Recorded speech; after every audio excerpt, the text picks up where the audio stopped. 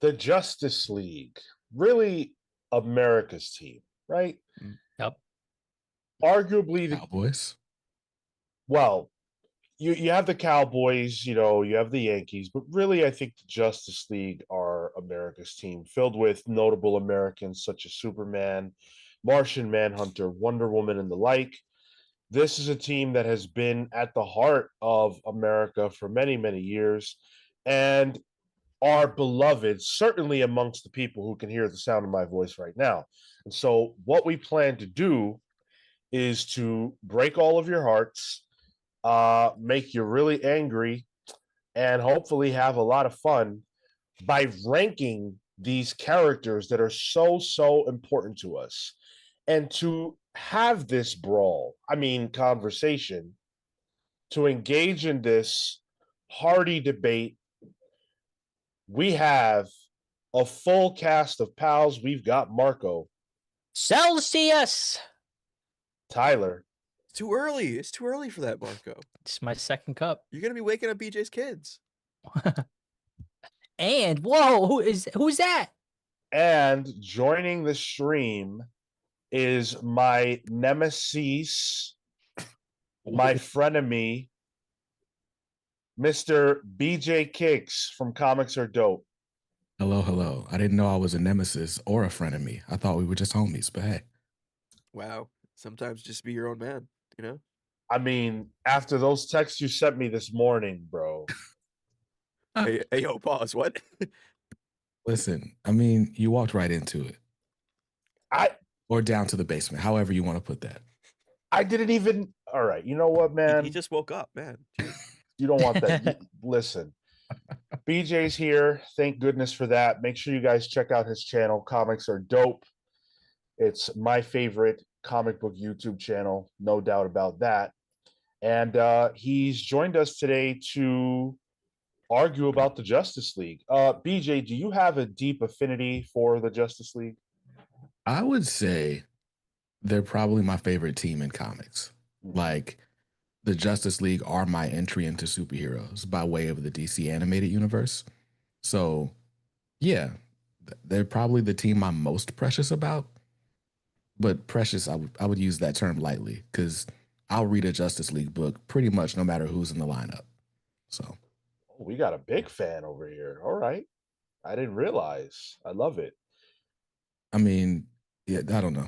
I'm going to say that, and then it'll be like, hey, you ever read this book or that book? And I'll be like, not at all. Never. Yeah, I might have some Justice League Detroit members on this list, but we'll see. Patel Philippe kicking us off right away with the super chat. $2, Cat. Thank you, brother. Nothing says America's team like an Amazonian. That's what I'm saying. Hey, that's the, it. The U.S. is a melting pot. Yes. And nothing shows that quite like the Justice League. It takes all kinds. That's why it's paid in Canadian here. Yes. We've got the goal in the chat. Get us to the GOAT game. You guys know the drill by now. We haven't missed it 1 week yet. So get us there with your BJ's never played. No, he hasn't. Get us there with your super chats. $10 or more will get us to spin the wheel. $5 or more contributes to the goal. Thank you guys for hanging out. Smash that like button, whether you are live or in the future. I see you guys in the chat already. Cosmic November says Team Swamp Thing is S tier. Let's go. Let me tell you now. Let's go. That will not be happening today. It's in the name, S Swamp Thing. That will not be happening today. I gotta say, as I was making the list of characters, he almost didn't even make the cut.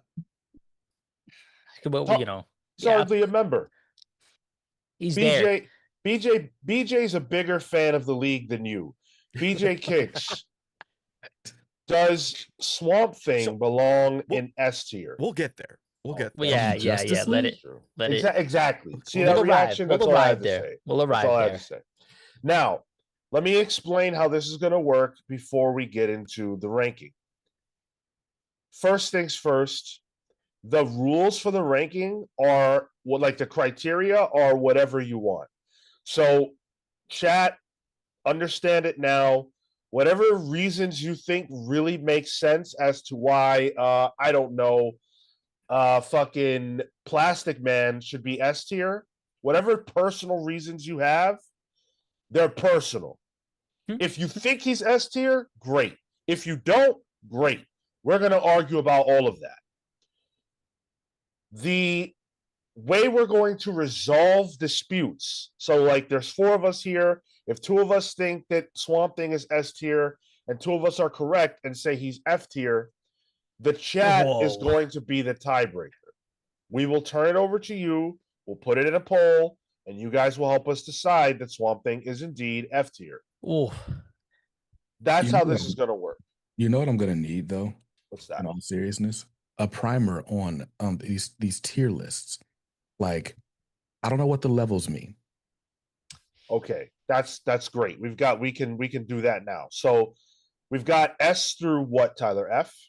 S through F, yeah. S, A, B, C, D, F. Got it. So S is top tier. That is the cream of the crop. That's where you're going to put your heavy leaguers. And there should be very little. That should be where we should be the most precious with doling out S tier. That's the one in my mind. It's like the team feels weird without them, or with them, the team feels like the Justice League, if that makes sense. Mm-hmm. But even more specific than that, it's the cream of the crop of the biggest and the best. Martian Manhunter is a core leaguer. He's arguably the leader of it. But is he S tier? That's a different question. We will get there. So on that. Keep all of that in mind as we get into this. And then obviously from there, A is like, this character is very important to the league, but they don't rise to that like S tier, of notoriety, etc. B and C are getting into your middle of the road. D is like, we might as well not even hit your line when stuff is going wrong. We might as well not even call you. Unlimited forgot their number. That's F. F is Justice League Unlimited forgot that they exist. So we're going to put this like in school terms, right? A through F is like the normal A through F, right? But then your S tier might be like the school valedictorian. Right. Yes. Homecoming king. Sure. Like, the elite. You can't think of your high school experience without remembering those people, even if you didn't care about them. Yep. Okay. Yep. There you go. I like that. So now that we all understand the way this is going to work, see, Stephen Patterson says, I worry that too many will make it into S tier and water down the whole category. That's exactly what we're not going to allow. Right. I am a harsh judge. Hopefully the rest of these guys will do the same, because that S tier is very exclusive. I think when we did the X-Men ranking, there were only like 3 to 5, and I think it should stay that way. Absolutely. I think 5 is even too much. A little close. That could be too much. That absolutely could be too much. It's only 4 S tier, and we'll get to them. MP, come on, man. Batman is somehow both A and F tier, depending on the story. Either he's an invaluable asset to the team or a deranged lunatic whose paranoia is a bigger threat to the league than the villains. We're not doing this. It's Saturday morning. We're not saying Batman is A or F. Come on. He's first up. It sounds like what you're saying is that Batman is absolutely essential to the plot of these Justice League stories, no matter how you feel about them. Yeah. Exactly. And as Tyler pointed out, Batman is up first, so why don't we just get right into it and talk about Batman, the Caped Crusader, one of the earliest characters on this list to exist, and of course, the star of many movies, part of nearly every version of the core Justice League that has ever existed. We're talking about Batman. We're talking about our first S tier right out there. I put him in the front for a reason, just as kind of a barometer check as to where we all are. I think that's an easy S. Yeah, easy. Very much so. Yeah, like for as much as the Justice JLU was like my entryway into Justice League, that 2-part episode, that first, was it 2 or 3 parts where Jon Stewart's like on trial for like destroying the planet, blah, blah, blah. When I tell you, I didn't watch that Justice League cartoon for years because I was all hyped. Okay, Justice League debuting on Cartoon Network, blah, blah, blah. And you turn this on and Batman is not in action in the first 3 minutes of this episode, throw the whole series away. Exactly. The trash. Exactly. That's why I never watched it. Oh, dude, so good. Yeah, I didn't watch it as a kid for that reason. Funny enough, now Jon Stewart's one of my favorite characters, and he definitely led that two-parter. But yeah, you can't have a Justice League without Batman. Easy, yes. See, look at that. Unity right away. Love to see it. Next up is Superman. Yeah, the Superman and Wonder Woman are the two next up. Why? I mean, what are we doing here? There's no controversy early. S I and know. S. Let's get it out This of the way. sucks. Let's get it out of the way. way. Oh, Come on is now. this okay? Superman is S, right? It's on his chest. Is he? Is What he do you not? mean? Okay. No, I'll hear you out. So I'm down for Superman on Justice League, especially with, because it kind of fleshes out the fact that him and Batman are not frenemies or nemesis, right? To put it in Sean's words. So I like Superman on the Justice League, but when we start getting into some of these other characters, that's where it gets dicey for me, because it's like those other characters don't have. Maybe it's because he's S tier, but it's like if you have Superman, like I don't necessarily need Martian Manhunter and Superman on the same team, and there are several people like that, and so it calls into question which one of them I want to have in a story, and I feel like Superman is great as a standalone. I like Martian Manhunter or like Jon Stewart or someone like that as part of a team primarily, and so I might go with one of them over Supes, but it's hard to argue against him being S tier. It's just like, who does that push out? If it's hard to argue, what the hell were you just talking about? Look at the. There's I no. was There's showing you were arguing. wasting I 2 didn't say minutes. it was impossible to argue. I said it was hard to argue. I'm good at arguing. Yeah. I don't know that you are, because nothing you said convinced me that Superman is not S tier. Get that Martian Manhunter shit out of here Man. now. Dude with the red background playing Devil's Advocate. Okay. That's crazy. Can we just agree that Superman is S tier and move forward? Not only that, I would put him before Batman. Of course. Oh, Of first? course. Of I think course. Superman is more important to the Justice League than Batman. Interesting. That he's the one that gets the heroes up to his level because they aspire to be like him. I Not would a argue lot- Batman doesn't. Oh, Batman's Are his you own out of guy. your mind? Batman's his own guy, oh boy. doing his own thing. He's up there because he wants to respect, because he wants to lead the team. Look. Don't troll. I don't think he It's- is. he is. It's not working. Superman is S. We can quibble about top of S or whatever later, but there's no doubt about it. Well, let's organize later. Easy Superman, Okay. easy S. All right. Well, he's S. All right, cool. So where is Wonder Woman then? S. S. Please move on. I think some people in the chat were saying A. Some people in the chat do drugs. We understand this. Move on. All right. I would agree Wonder Woman is an easy S as well. Yeah. I Yeah, don't think there's yeah. much Yeah. discussion. The around that. the Trinity, right? That's the base. That's why it's called that. Right. All right. Let's go to Justice League Europe with Animal Man. Oh, dude. C, B at Gee, most. gee, Animal Man. Yeah. Yeah, I'm like C at best. I'm probably going D. Yeah. I say C. Why do you say C over D? I just feel like at the very least he has relevance for the team. That there's been involvement. His power set's cool. I think it applies to a lot of situations. So from that end, middle of the road, just get a baseline there. Marco's argument for Aquaman being C over D, there's been involvement. Well, Animal Man. We'll get to Aquaman Animal in a Man. second. No, Yeah. Aquaman will. Animal Man. There's been involvement. That motherfucker's D. How many times have you opened a Justice League comic book and seen Animal Man in it? Very little, to be Tell fair. you what, Well- I'm absolutely going Vixen over Animal Man for power set. You know what? You got a point there. That convinced me of Ooh. D because Vixen is on this list. Okay. Well, I'm cool with D. So that's 3 Ds and 1 C? Yeah. All right. Well, D it is. D The it D's is. have it. All right, Aquaman. This one might be contentious. A. He's had an event surrounding sort of him and the Justice League. He's a key member of the team on the marquee constantly. I would argue A for Aquaman. It's in the name. I'm with you. I think Aquaman is an A. I'll give you A. Man, I was gonna go with B.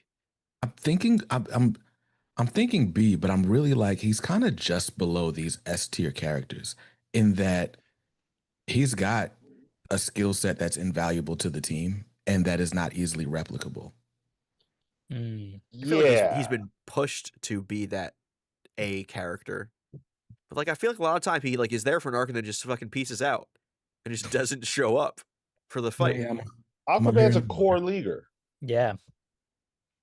When it deals with wet stuff, No, when it deals with it, he's a core Justice League member. When I turned on that Super Friends, he was right there, front and center.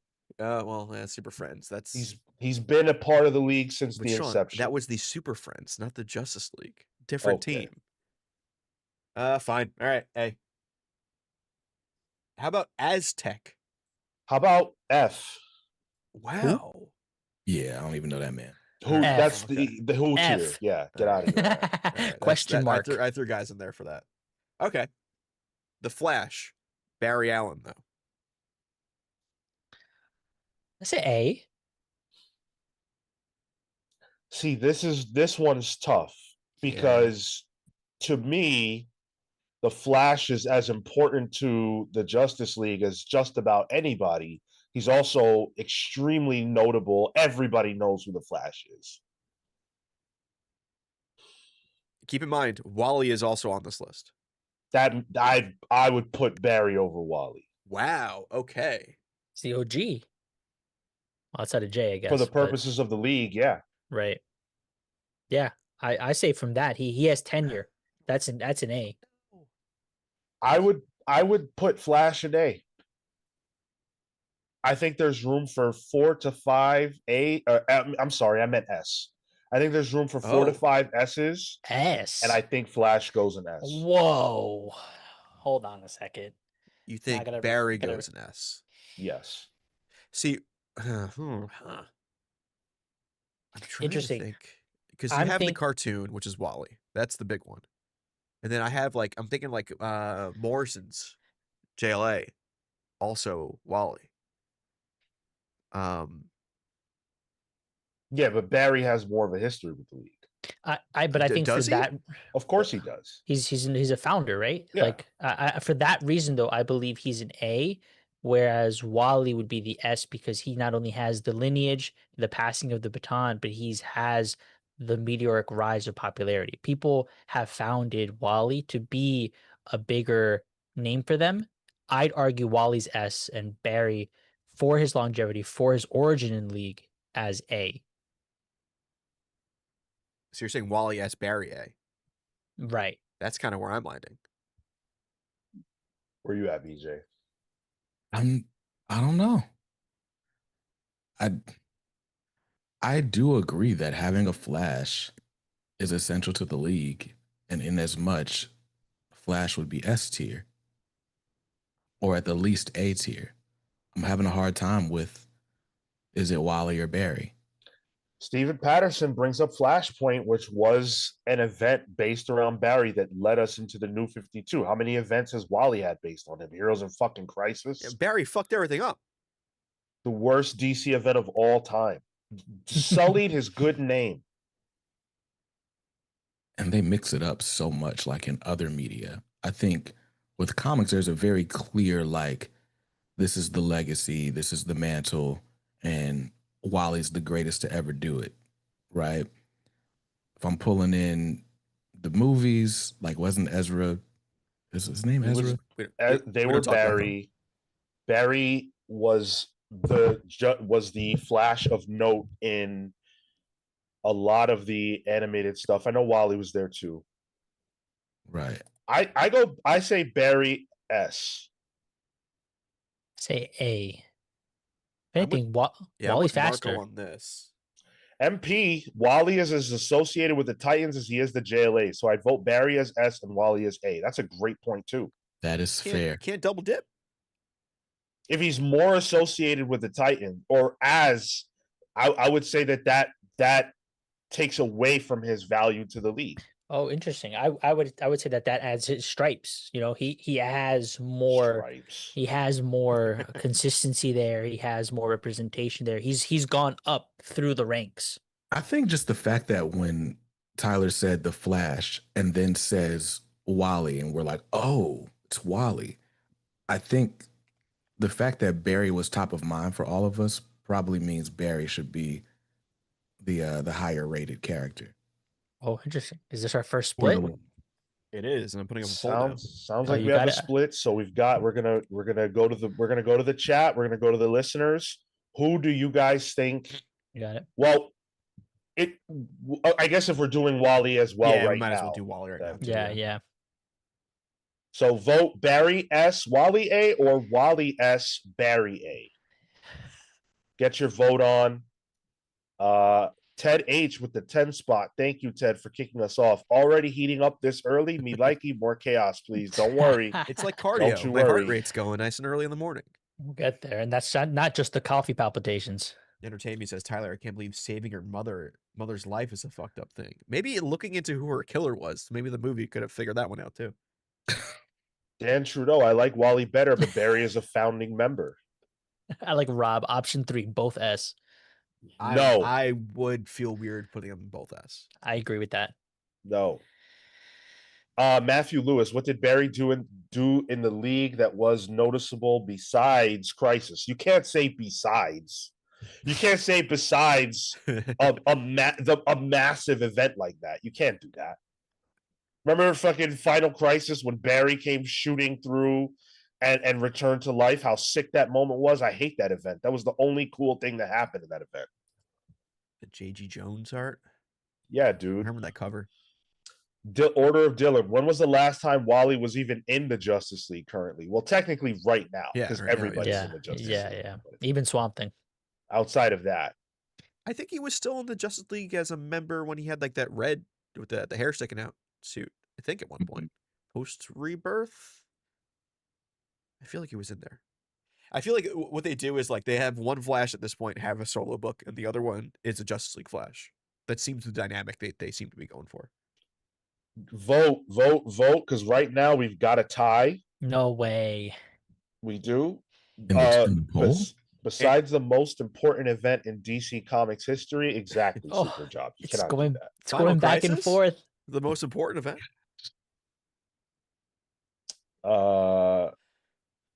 Entertainment says Barry kicked off the Silver Age of DC Comics. Yes, but that is irrelevant to his standing in the Justice League. Does that make sense? Like you kind of have to separate the characters. He's a founding member. Sure. I think I'm leaning Barry. Yeah, definitely leaning Barry. Now Barry you're leaning S. Barry. Oh no, you were always. I was always That's leaning right. Barry, but the point that whoever made about Teen Titans, like that, because I love Young Justice so much, and it's easy to just associate Wally with the kids. And it is 50-50 in this poll. That is amazing. Crazy. And it It's keeps crazy. jumping too. And I'll have I you see know, it. if it remains 50-50, I'm putting them all in F. So this is up to you, chat. Make your call. You can save us from dozens and dozens of comments in the future. Although that's engagement, so maybe I want to do that. Maybe I want to do a little engagement baiting. low bait. Yeah. There are That's more of you watching. There are almost double of you watching that have voted. You've got to break this tie. We need it broken. You know what we can do? Why don't we do the next character and we'll let that run? Wait, hold on. Oh, you're Hold gonna on. just call it when it's in your favor. No. I'm not, Hold no, up. I'm hold not up. calling any. I didn't call anything. I'm just acknowledging it. Let's That do it's let's do 51%. Let's do Black Canary. Black and B. B. Ooh. I was thinking A. Of course you were. She's a B. Hey, easy. No, I think she's been important post like what is it? Justice League of America, when the team kind of got blown up a bit. She's been pretty prominent throughout, even before that. She's in the Super Friends. She's in those animated cartoons. She's in all of the Jose Luis Garcia Lopez Justice League stuff. She's outside of Wonder Woman, I think she might be the most prominent woman on the Justice League. I Let's see if she associate made the her style guide. Hold on. the style guy. Oh, he's got it. Okay.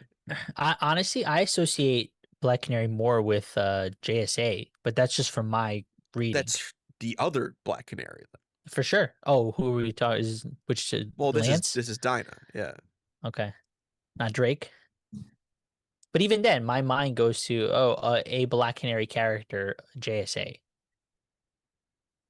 I don't know. I guess in my mind, I just think Black Canary, Dinah Lance, Justice League, but I still think she's a B because to me, A is like the tippy top, Who's but not the Trinity. who's in C right now? No oh one. no, D is just D is just Animal Man. Animal Man, right? Yeah. Okay. Yeah, I think there's a gap between Animal Man and Black Canary. So I'd put her in. I'd say B. I'm comfortable with B. She's not A. She's not up there, but she's also not necessarily by Animal Man. I'm down with a B tier. Damn, I got outvoted.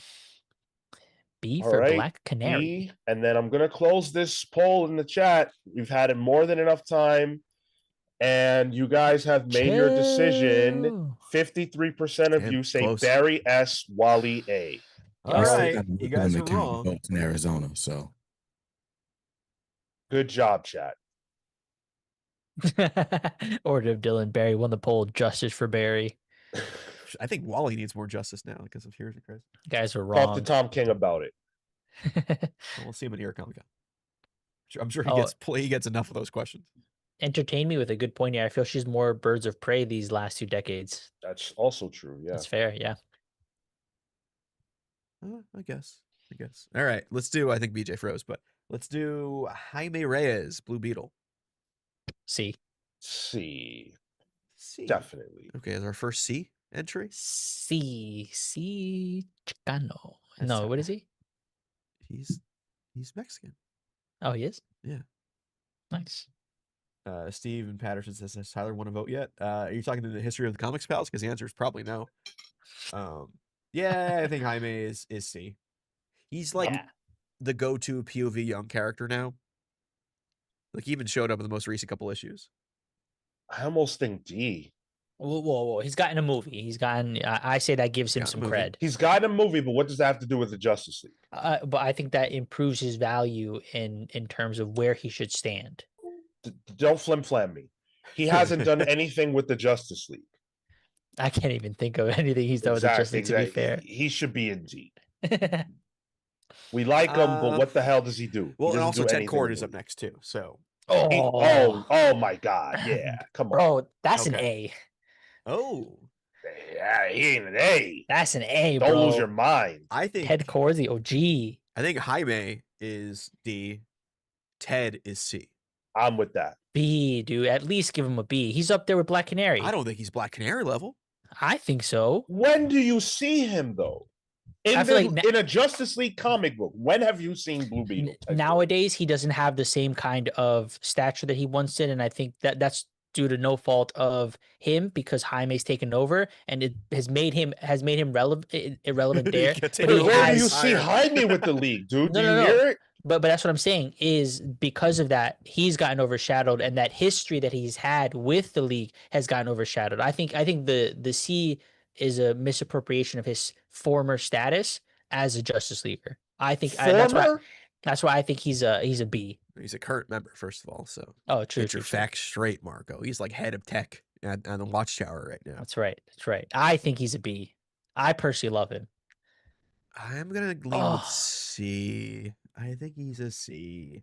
I think he's above Jaime. He's more important. A for JLI, and then B for his death in Infinite. Or Countdown. I think it was in Countdown instead. Oh, Dan, that's what I'm saying. You know what? He says Cord was a top leaguer during an entire era. He made the league great when it was in a low point. Agreed. I've read some of those stuff. I think he fits Agreed. I well read there. some of it. I know. There's pieces of it, dude. He's so good. He's just nah, bro. The C Nah. hurts, dude. The Order of Dylan. This is a Injustice 2 tier list. What the fuck?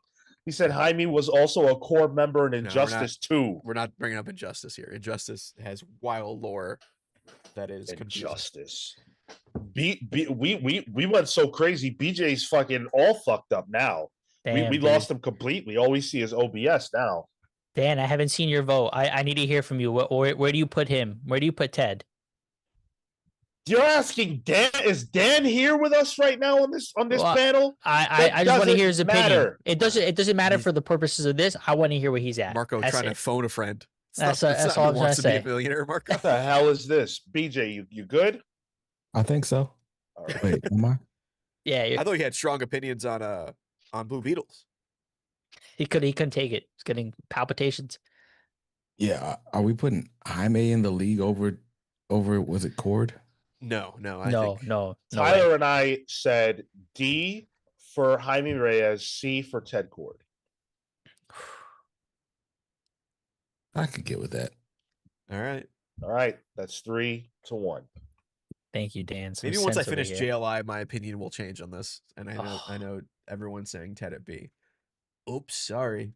But what about Booster Gold? Speaking of Ted Cord, what do you put as best mate? You can join him and see.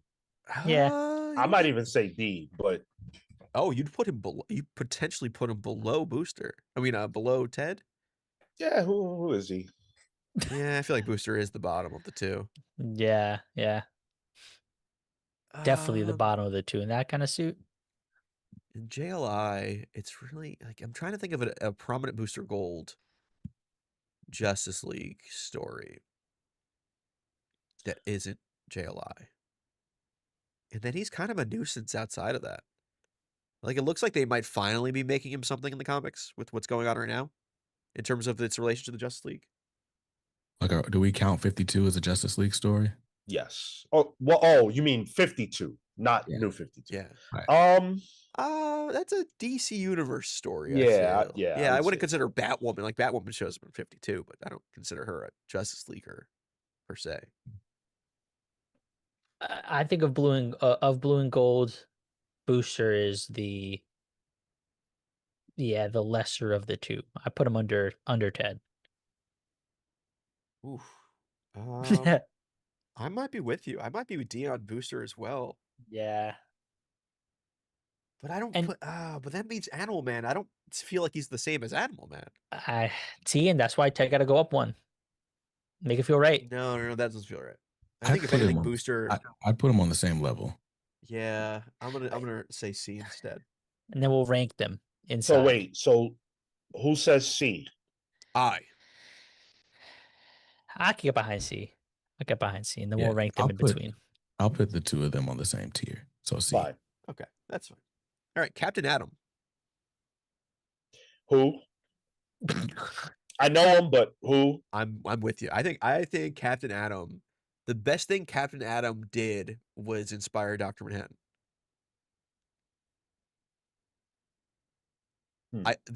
He's got some shooters out there that I don't understand. I'm gonna say F. I could give two shits about Captain Atom. He even shows up on the cover of Justice League Unlimited #1. Like, does he even show up in the book? Like, briefly, right? Yes. I mean, he was prominent in that the Atom Project book, but that's not a Justice League book. And anyway, he didn't do shit in it anyway. He was like antagonistic. Order D. of Dylan said Captain Atom is C. C for what? C for crap? When have you seen him do anything relevant? F. D. I'm giving him D because I love that character design. Hey, pause. He does look fun. Oh my God. There you go, BJ. There you go. Take your medicine. I got him for you, Sean. Right. I got it. All right. There you go. J Sage with the all caps. Shut up, he's great. Are we all F? I'm F. D, T, dude. Well, BJ wants to give him the D. We established that. I'm there with him. All right. All right. So 2 Ds and 2 Fs. Is that, are we on a tie here? I don't want to go to the chat for fucking Captain Atom. I don't really care much. Fuck Yeah, it. I'll change it to D. Yeah, I don't know who Aztec is, but he's not there. Fair. Okay, you're right. Okay, fine. I would argue he is, but all right. somebody who probably is with the Aztec, unless Marco might have different opinions. Kong Gorilla. Throw him in F, dude. F. Okay. He kicks Who? ass, but fuck that guy. He was your Justice League member during your era, Marco. Yeah, but I was trying to go for a thing. I was going for a bit. Oh, but now bits off the table. Bits off the table, dude. Okay. Yeah. All right. Constantine. This is contentious. I think Marco's gonna have feelings on this. I would say B. He's relevant for Justice League Dark more than he is Justice League, and for starting, the kind of world-ending shit. But he's not necessarily in the sphere of superheroics the same way that Justice League proper operates. So I say B for his relevance in stories, but not for the sake of being on the team. Where's relevance to which stories? Justice League Dark exclusively. Exclusively. Maybe Justice Forever League- Evil. For those asking, Justice League Dark does count There are because some- it's yeah. Justice League, every version. So it does count, but you can weigh that for yourself. Yeah. How relevant they are to the league. as Yeah, well. Right. I just in the making of this, I took members of Justice League Dark, Europe, Detroit, all over the gamut. JLI, Justice League. I tried to take at least a member from each big run. I vote C for Constantine. I'm a C as well. I was gonna go D. Oof. All right. Well, then that averages play- out to a C. If this were a Justice League Dark tier list, Oh, he day. Constantine would be A to S. Yeah. To me, because this isn't that, but he is that important to a version of the league, I throw him in C. He fucks him over constantly though. Well, yeah, but it that's probably his, nets out in the positive at the end. But that's his role. That's exactly what he does. Tomorrowverse Constantine was important, and he's a key JLD member. So B. What is Tomorrowverse? Tomorrowverse, the most recent crop of DC movies. Oh, Animated. got it. Alan Moore's rolling in his grave. I mean, It's not dead yet. wasn't yeah. Right? Yeah, what the hell? I think, First of I think all- he sleeps in a grave. I don't That's why think. he's Yeah. rolling. My man's old and tired. Let him rest. All right. So we're doing C. Is that what we netted out on? I'm down with that. That's fine. I say D, but whatever. Okay. Cyborg. Oh. You're A. talking about Teen Cyborg Titans is versus a Justice Teen League. Titan. Is this our first Oh. black dude? Because Oh, there were not many. As I was that's- getting this list together. representation matters. Let's everybody remember. Yeah, I'm gonna be real with you. Like, I don't know if there's gonna be black people that make the list for me. Yeah. Like, Sadly. Cyborg is a Teen Titan. Yeah. Probably one of the most definitive things about Black Lightning is his refusal to join the Justice League. Yep. That's why I didn't put him on the book. On the So, list. yeah, nah. Yeah, Jon Stewart's probably the only black guy that makes this list for me. And yeah, Cyborg, I'll give him D because I'm just not gonna fail a black man. But he's just not relevant to this team. Okay, D is further than I thought you would go. He is an important member for two main reasons. New 52 in the movie. Even though that's probably the first and last time I will mention the movie as a discussion point. But even more so than Wally, he's a Teen Titans guy in my eyes. Like Wally at least draws the line, like he kind of runs the line between the two teams. I don't feel that way about Cyborg at all. Every time Cyborg showed up in the Justice League, I felt like he was out of place. I don't want to say like Nepo baby or DEI hire or whatever, but it felt weird. And then as soon as they didn't need him anymore, they just ditched him.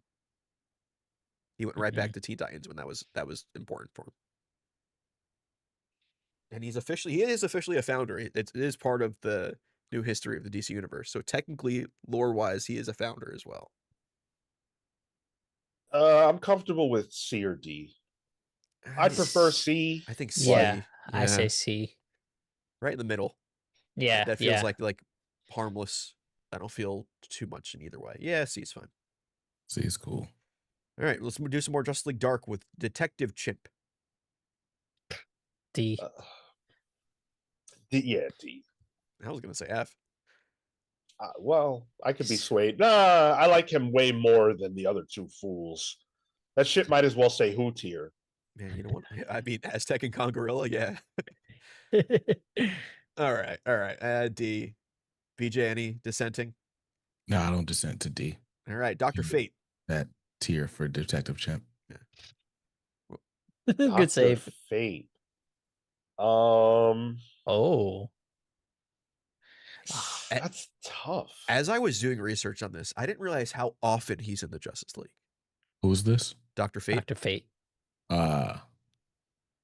He shows up in a lot of iterations of the Justice League as like the go-to magic guy, it feels like. I like him a over lot. Constantine. Yeah. It's true. Yeah, I think he might be B for me. Oh no, Kale's in the chat. Fate is Yeah. no leaguer. I mean, yeah, he's a JSA guy member, and that's why he'd be S for JSA, but I think he's Yeah. like B for me. I think he's B for JLA because I associate more with JSA. That's like S tier JSA. Agreed. But he's big with he's in JLI. I think he was in Europe. He's big in general, right? But I think where his stature matters more is JSA than Justice League. And so for that, I think B, the lowest, I would go as C, like something middle of the road there because of his association with another team. I'm comfortable with B. What do you say, BJ?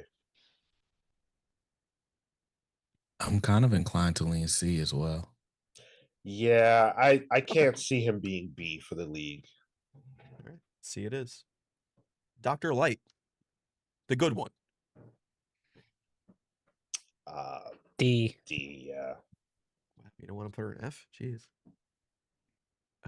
Yeah, D. I have no. She had her points. No affinity. Although it's a character I think they should capitalize on more. Just saying. Elongated Man. D. I think he goes into B. Why? Elongated Man's one of those guys that's on the team perpetually for me. And it is always like kind of in the background and stuff, but he is the heart of it. There is a him and like Sue were integral to like just humanizing the team. And I think he's up there with Black Canary. I mean, yes, Plastic Man's on this list too. We'll see where he nets out. But I think for me, Elongated Man is a B. Nah, bro, you're a fan. D is wild. Wow, we got elongated haters here? Hell no, bro. Plastic Man is way better and more recognizable. Elongated Man is just, I mean, he's not. He was also on that and those early, is he in that the book, BJ? He's there with usually Black Canary. He is there. Yeah. He is there. He's one of those like original core but not founding members. I give him a C. Dude, I'm giving it a D, dude. You can't, okay, Shupatel says Elongated Man C just for identity crisis. You can't base him on his worst moment. Jeez. I think he means like that's the biggest thing he's had, which is probably accurate. I'd probably put him D tier as well. Damn, getting out. Were you guys saying C or D? BJ saying D. I say D. I said C, but I said I'm fine B, so that nets out to D. Damn it. Well, then it's out to You guys C. could be wrong, I guess. It's fine. Just go with no, D. because there's more D's then. Oh, okay. Fire. Fire. As in and ice. Yes. Yeah. Yes. One of the ice is here later. It's alphabetical going forward. They can go together in D. Wow. It's just neat for the JLI.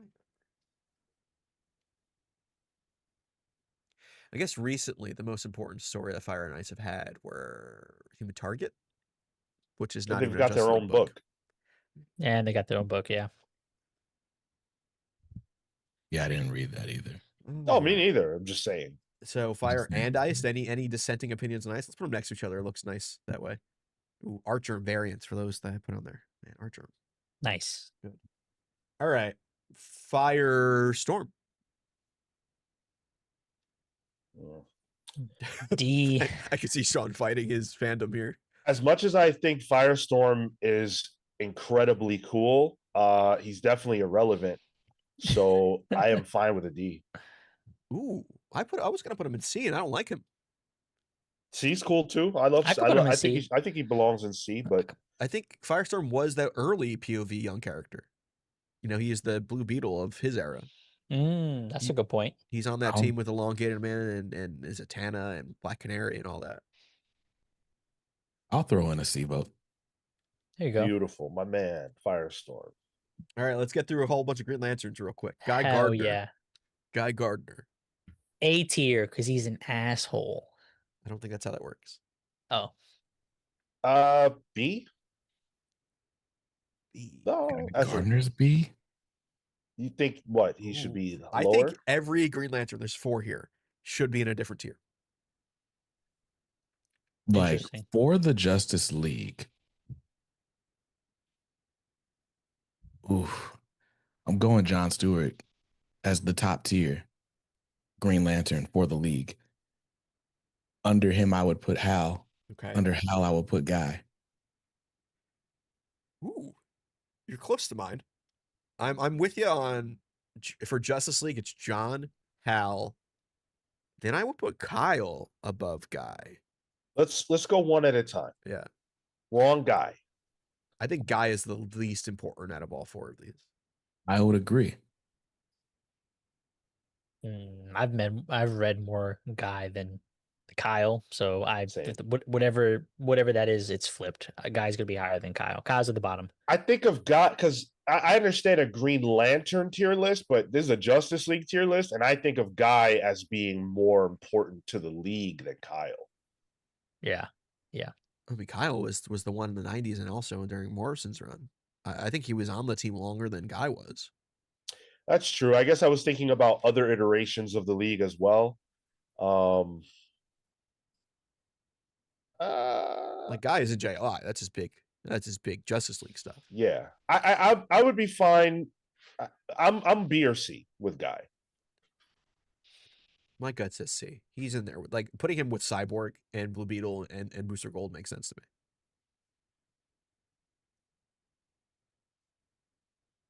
All right, so Guy B. I mean C. Okay, that's 3 C's. That's then. fine. C's fine. Cool. Hal Jordan. A. Yeah, A. Ooh. B. You're Ooh. bugging. You're wild. Ooh. How could Hal Jordan not be? How could Hal Jordan be on the same tier as Black Canary for the Justice League? Where is your the question? I mean, it all depends on where the top tier for Green Lantern is. If A is the highest a Green Lantern is going to get on this list, then Hal's not getting an A from me. I think a Green Lantern should get S. I don't think it's Hal though. It ain't John Stewart. Really? If it's not Hal, it's nobody. Like bias aside, there's no way you can say that Hal Jordan is lower on a Justice League tier list than what's his name? Than John Stewart. what's- Jeez. What's his face? Okay, so John Stewart was a Justice League guy in the animated, and he was also the big Justice League guy during Snyder's run, which was a good chunk of time. Yeah, he was like the leader of the Justice League at that time. I think I'm with you though. Sean, Has Hal ever led the league though? Well, lead versus the prominence of having the role for such an extended period of time. Like Hal is that character. Yeah, come on. Hal Jordan is a founding member of the Justice League. He's a part of most of the big stories that involve the Justice League. He's the Green Lantern. There's no way. Yeah. I do Hal S because I think I agree that you need a Green Lantern in there. Then it's John. I'll give you guys Kyle and then Guy. Hal Jordan is the Spectre. Yeah, he's a killer. Yeah, that's it. He's a horrible person.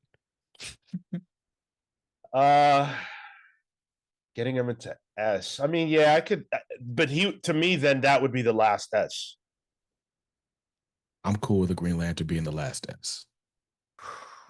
Hold on, who else we got here? Who else we got here? Yeah. Well,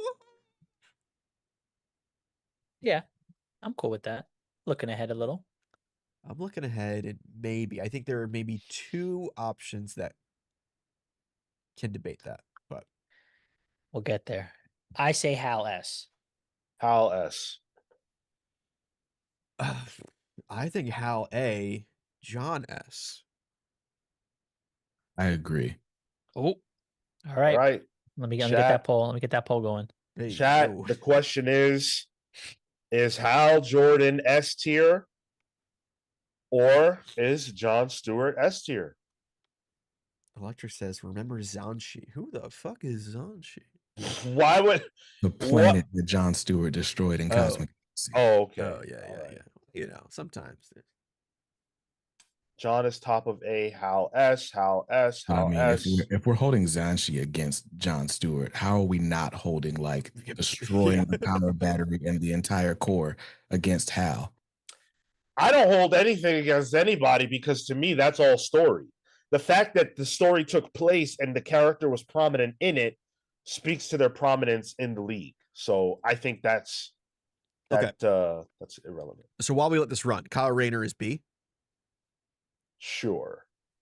I'm down with that. Yes. Okay, cool. That's where I was thinking too. All right, we'll let it run a little longer too because I think this might be an interesting discussion. Green Arrow, Oliver Queen. I love Hey. it. I give him A. Ooh. If we weren't limiting S, I'd almost put him up there. What? I think he's more important than Aquaman on the league. What? In terms of policing the league too, Yeah, but Aquaman's A. I would put him at A.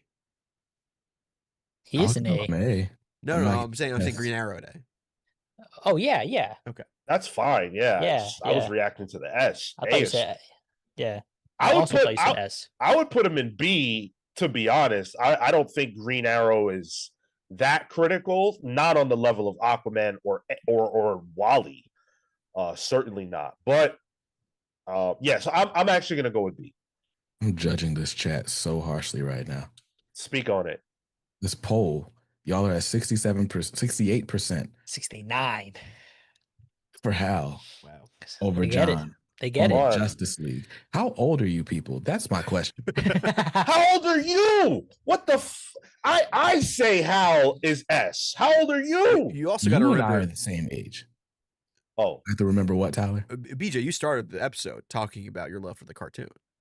Exactly. The animated series. So like this would net out more John than Hal for you. John Stewart is absolutely the Green Lantern. Agreed. On top of the fact that John Stewart is the Green Lantern, Hal Jordan is boring. Ooh, okay. okay, BJ. Let me ask you this question. There's been exactly one Green Lantern movie. What Green Lantern was the star of that movie? Are you asking me, like, just to outright say that Hal Jordan was the reason that movie failed? I'm asking you, which Green Lantern they went with when it was time to make a movie. They went with Hal Jordan. That's all that needs to be That's said. not all that Yeah, needs to be BJ, said. which poop came from that butt? You know, like that's a question. The movie Well, flopped. You know, not Like, only if that movie just was amazing and was the first $1 billion flick that Warner Brothers ever had, or anything, any superlative could be ascribed to that film, that'd be a valid argument. I think the fact that it failed is largely off the back of the fact that they went with Hal Jordan, despite an entire generation of fans current to that time having John Stewart as their Green Lantern, as the Green Lantern. Most people were like, who the heck is that guy? that's wild. I do think they should have kept the John train rolling with that movie. You guys are out of your minds. Hal S, John A, 67%. All right. And I agree with Dan because the movie sucked, not because Hal sucks, of course. 67% of 54 people. Let's just be clear. Of the chat of our live viewers, don't denigrate them by trying to call out a number. I love them very much. I just don't like the way you harped on that percentage like that. Like it's 54, definitive. 54 is more than 4, BJ. So there you go. Now, we've established that. What's next? Green Arrow we still haven't figured out. He was A, dude. I thought we I figured think that he's out. B. I think he's A. I think was it Dan that brought up the fact that he's the outside of the founders, he's the next one up. BJ, what do you say? I think I give him. I just like Green Arrow. Excuse me. I give him A. Okay. Cool. All right. All right. Hawk Girl. This is Kendra. It's Kendra. B. Maybe C, honestly. C. C. Really? With Ted Cord, with Guy, Cyborg. Yeah, that fits. I think she is aligned with B for me. I guess it also depends on where you want Hawkman. There's a lot of Yeah, exactly. And I similar want characters. Hawkman at B. Huh. Yeah. Hawkman was more important than Cyborg to the league. I to me. agree. I agree.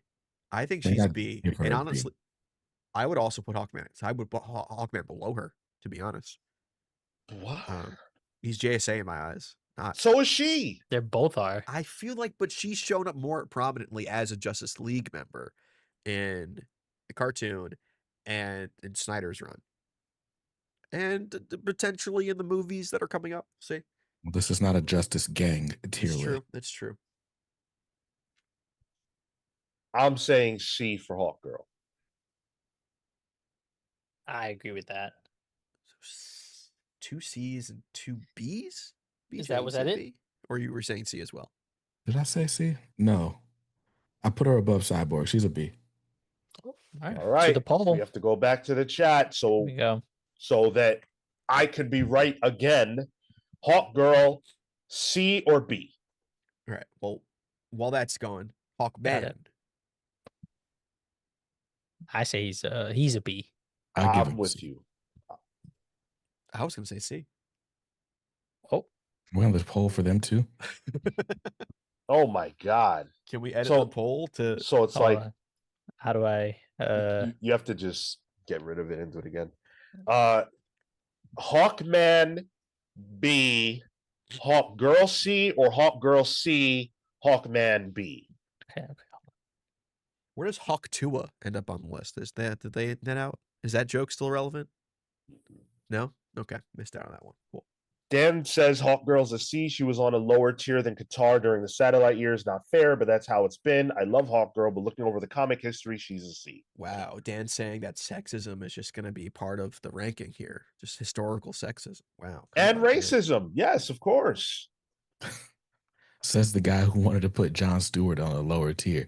Yes, that's what I'm saying. I'm saying those things are a part of this. Yes, absolutely. Come on now. You know what runs the world? Jesus Christ. Girls. No, clearly not, Marco. Marco The is song has a song. Yeah, The answer Marco is is- white men. But well, based on this list, yeah. Come on now. All right, Martian Manhunter. We can talk about him while this poll's going.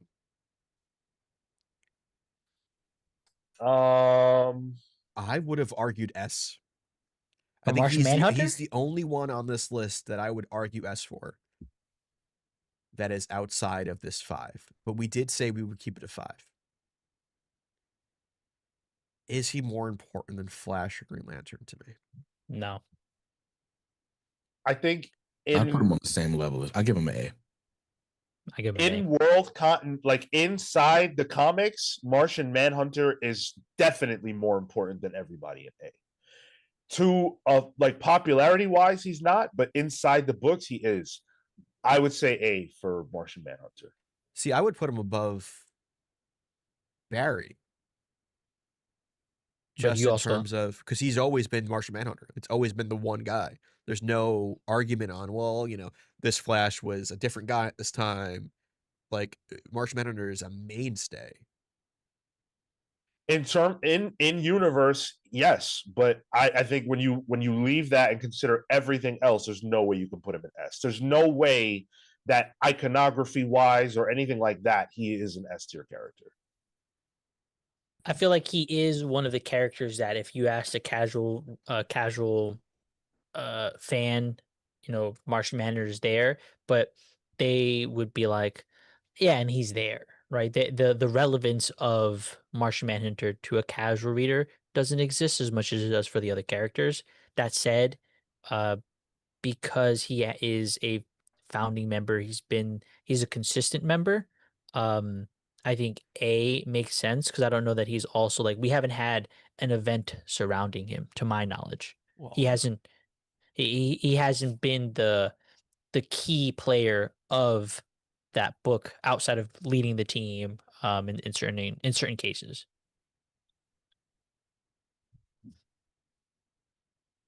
So where are we at? I'm an A for the, Martian ch- the, Manhunter. the chat is all over the place for this. I So say where A. are we at? I say I'm- A. I'm A as well. My gut says knock Barry down to A, put Martian Manhunter there. But see, you and I also had Wally higher, right? Yeah, that's true. So No, I you wanted Wally in A. S. No, I wanted Wally S. Why do we have a poll then? You were with BJ.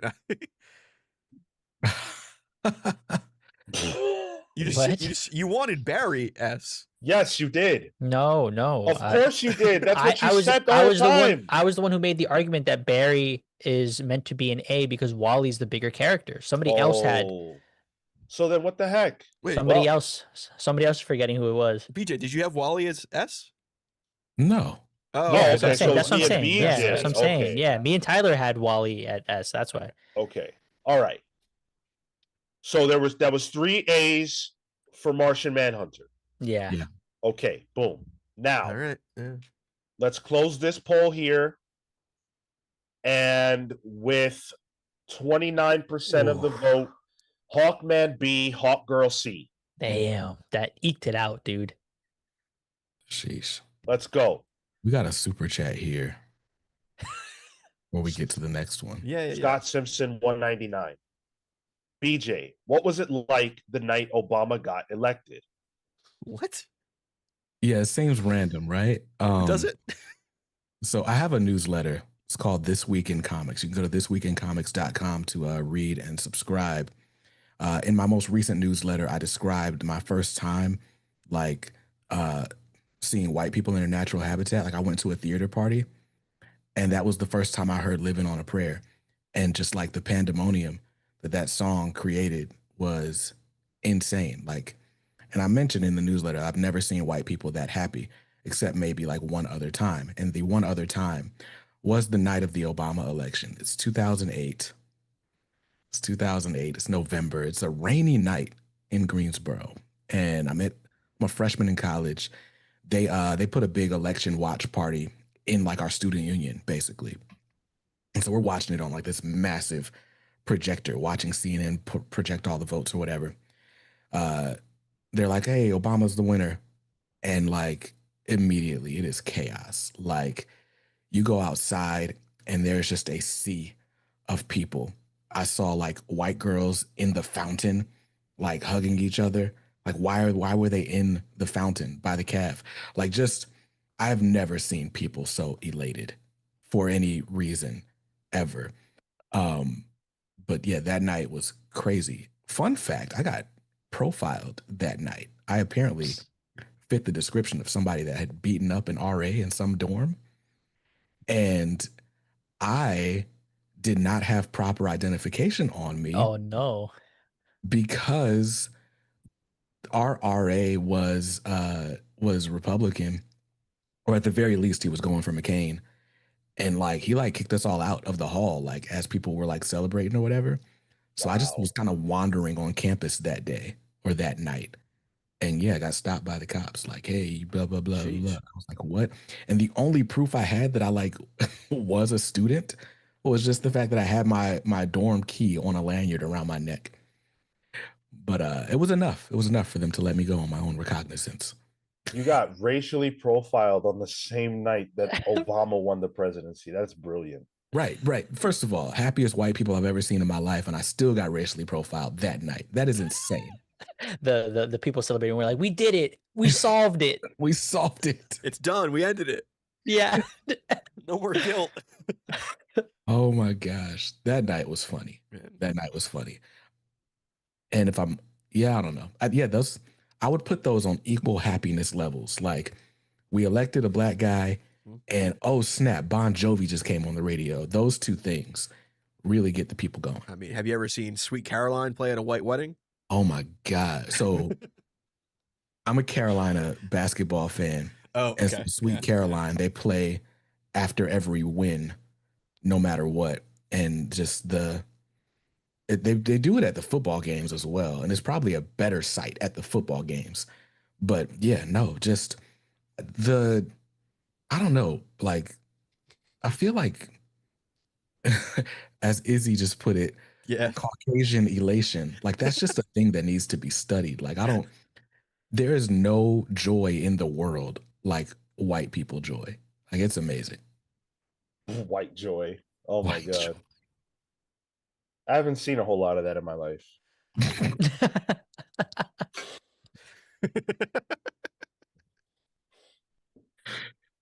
All right, let's get back to this tier list. Okay. I like how Rob trying to bring it together. He's like, "Oh, so Obama S tier." Yes. All right, SS bring- plus. Let's bring it rank the back. presidents. All right, let's talk about a different black man with Mr. Terrific. Damn, dude. I'm gonna have to be the one to do it, huh? Do it. Don't say D. D. Oh, that's harsh. I don't want it. I don't want that, but that's what it is. For now. He's kind of really He's important. really to current- important right now. Yeah. Right now, today. Yes. Yeah. If we did this tier list in a few years, I'd have a different answer. He's probably more important to like as it stands, he's probably more important to JSA.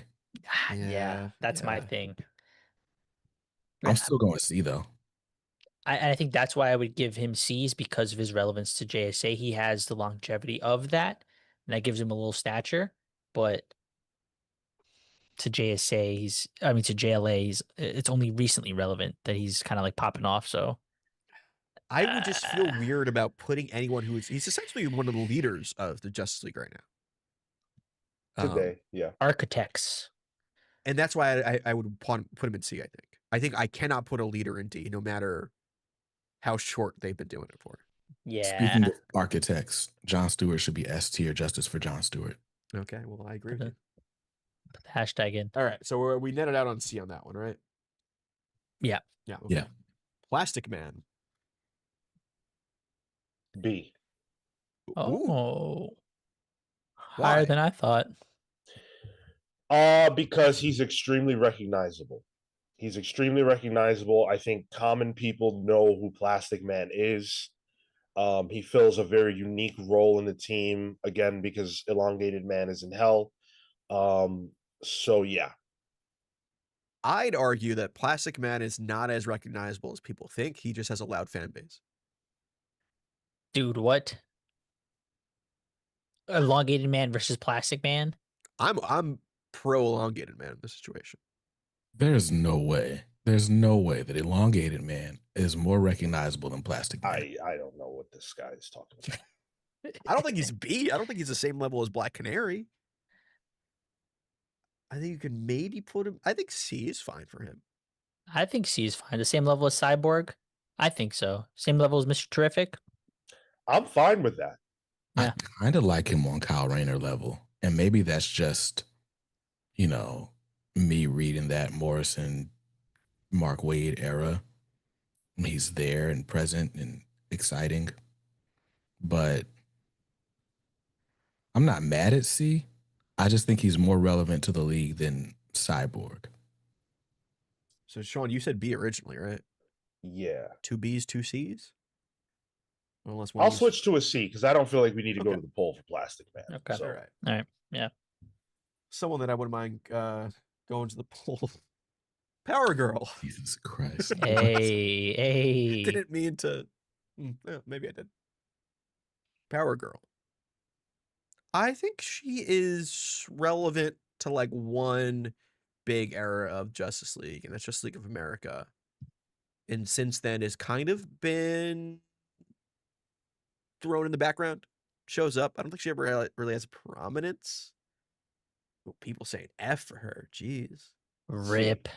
That's fucked up. I think she's a D in my eyes. I knew it was coming. I was waiting to see who was gonna say I knew it was coming. Well, I made Marco, sure. you were waiting to word it. see who it was going to come from. what. You, You were waiting to see who was going to make that I comment. I knew somebody was going to. I just said I see her in D. I see her in D too. Well, how is she in D, Marco? Do you understand how that works? I mean, C, also C, I know what you're into. So Yeah, I say C for. No, I say D. I don't feel like there's a lot of relevance there in my reading. I'll go with D. I agree with D. yeah, Power Before Girl we was get to- not in the JLA outside of just like Europe. I believe she was in the post Crisis, Infinity Crisis. Not prominently though. So Dan D. Trudeau with the 5 spot. I love Plastic Man, but not Plastic Man in the JLA. I want to like him there more than I do. Thank you, Dan. Appreciate the $5. Did we net on D or C? I think D. D. Yeah, I'm with D. All right. Red Tornado. D. Also, yeah. Oh, okay. I thought this would be. I thought some people were going to be saying B on this one. Mhm. At most, I give him C because of the recent relevance in the same fashion as Mr. Terrific. But outside of that, I don't know, dude. Who I cares think about I Red give. Tornado? I think I put him C list. At the very least, C. I kind of like B for Plastic or God, Red Tornado. My I could say C. my heart says B, but I don't know why. I want to I'm like him looking more at than I I'm do. looking at the people on the. That's the other thing. Like the more we put people in these tiers, Yeah. and then I start like, okay, does this guy belong at the same level? Like, would I put Red Tornado and Firestar on the same level? Firestar. Firestorm, excuse me. I put those two on the same level, by the way. See, like when I start thinking about like, or who is my ideal Justice League lineup, I think Red Tornado gets there pretty quick, like before a lot of these C's. Bro, what universe? Over Mr. Terrific? Nah, you solidified it for me. D. D. Ugh. My mind went straight to Mr. Terrific first. All right. Well, And Plastic Man. And Guy. And Cyborg. all right. Okay. What do we call this guy now? Is he called the Captain? Is he called Shazam? What's his deal? He can't be called Shazam. That's what triggers his shit. Captain Marvel. I mean, other people can call him Shazam. That's true. Yeah. I guess. Yeah. Man, I love Shazam. I want to say B, but Oh, Oh, yeah, give it to him. I say B.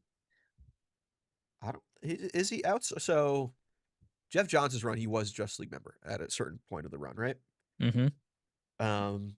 Before that, was he often in the Justice League? I think it maybe like once or twice. I don't really associate him as like a solo guy, to be honest. But you were saying B, I guess. He was in Young Justice too, yeah? Was he? Oh, the cartoon. Yeah, he was. Yeah. But that was also Young Justice. It was not the Justice League. The whole idea was Sure. that it wasn't the Justice League. vote, guys. What's up? My What? bad. I got distracted. Who we? Oh, Shazam.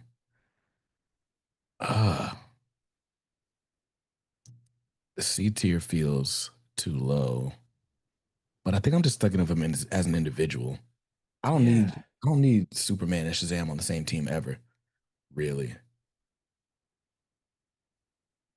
Or I'll give him C. I'm stuck on C too, but I feel like we got a lot of C's. Yeah. I'm okay with B if there are two other people with B. I'll tip it over. Yeah, I said B. B. Okay, yeah. Okay. So That's fine.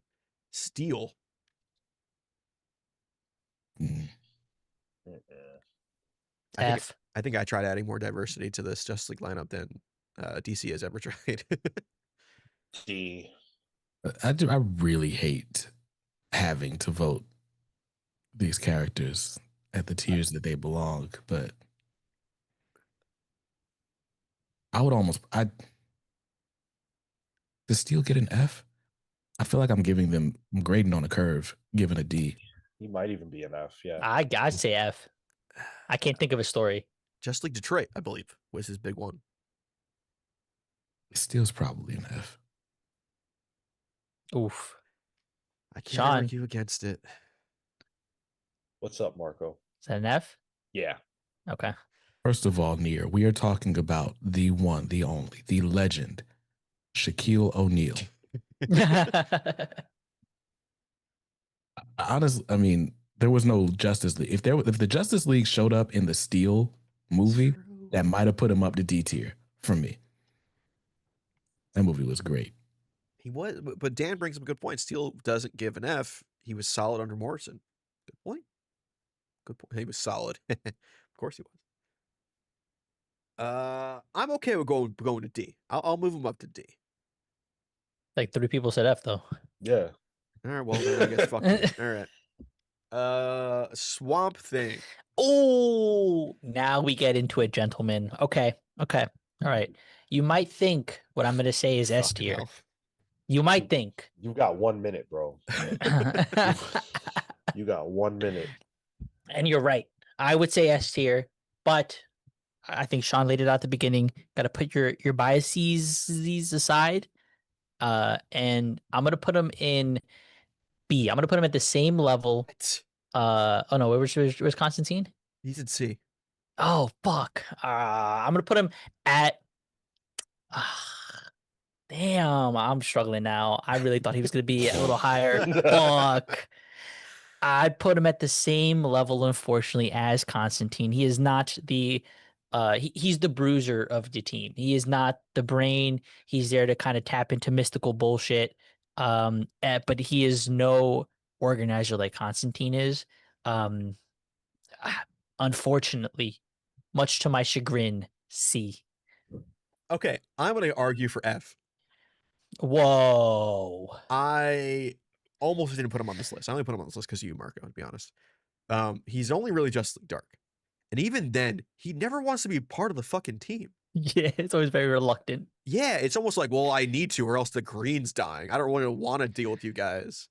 He is such a member by like association rather than officially that as a character, sure, he's not an F tier character. He's a S tier character. As a Justice League member, he's F. I agree.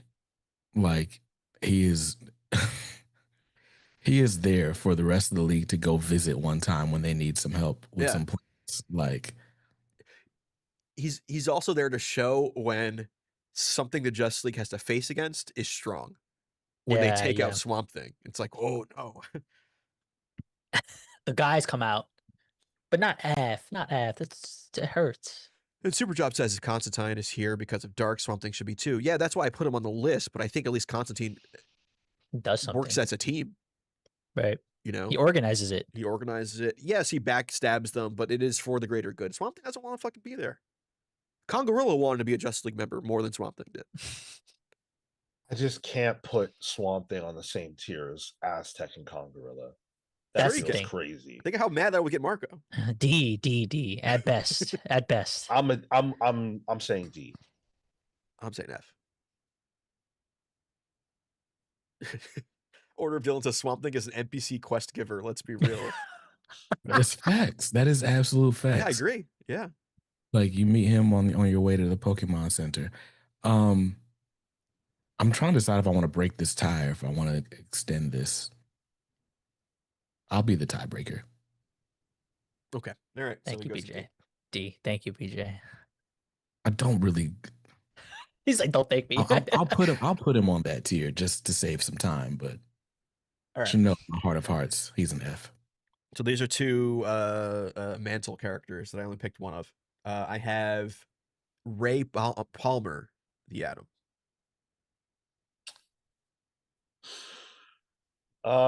Pretty consistent Justice League member.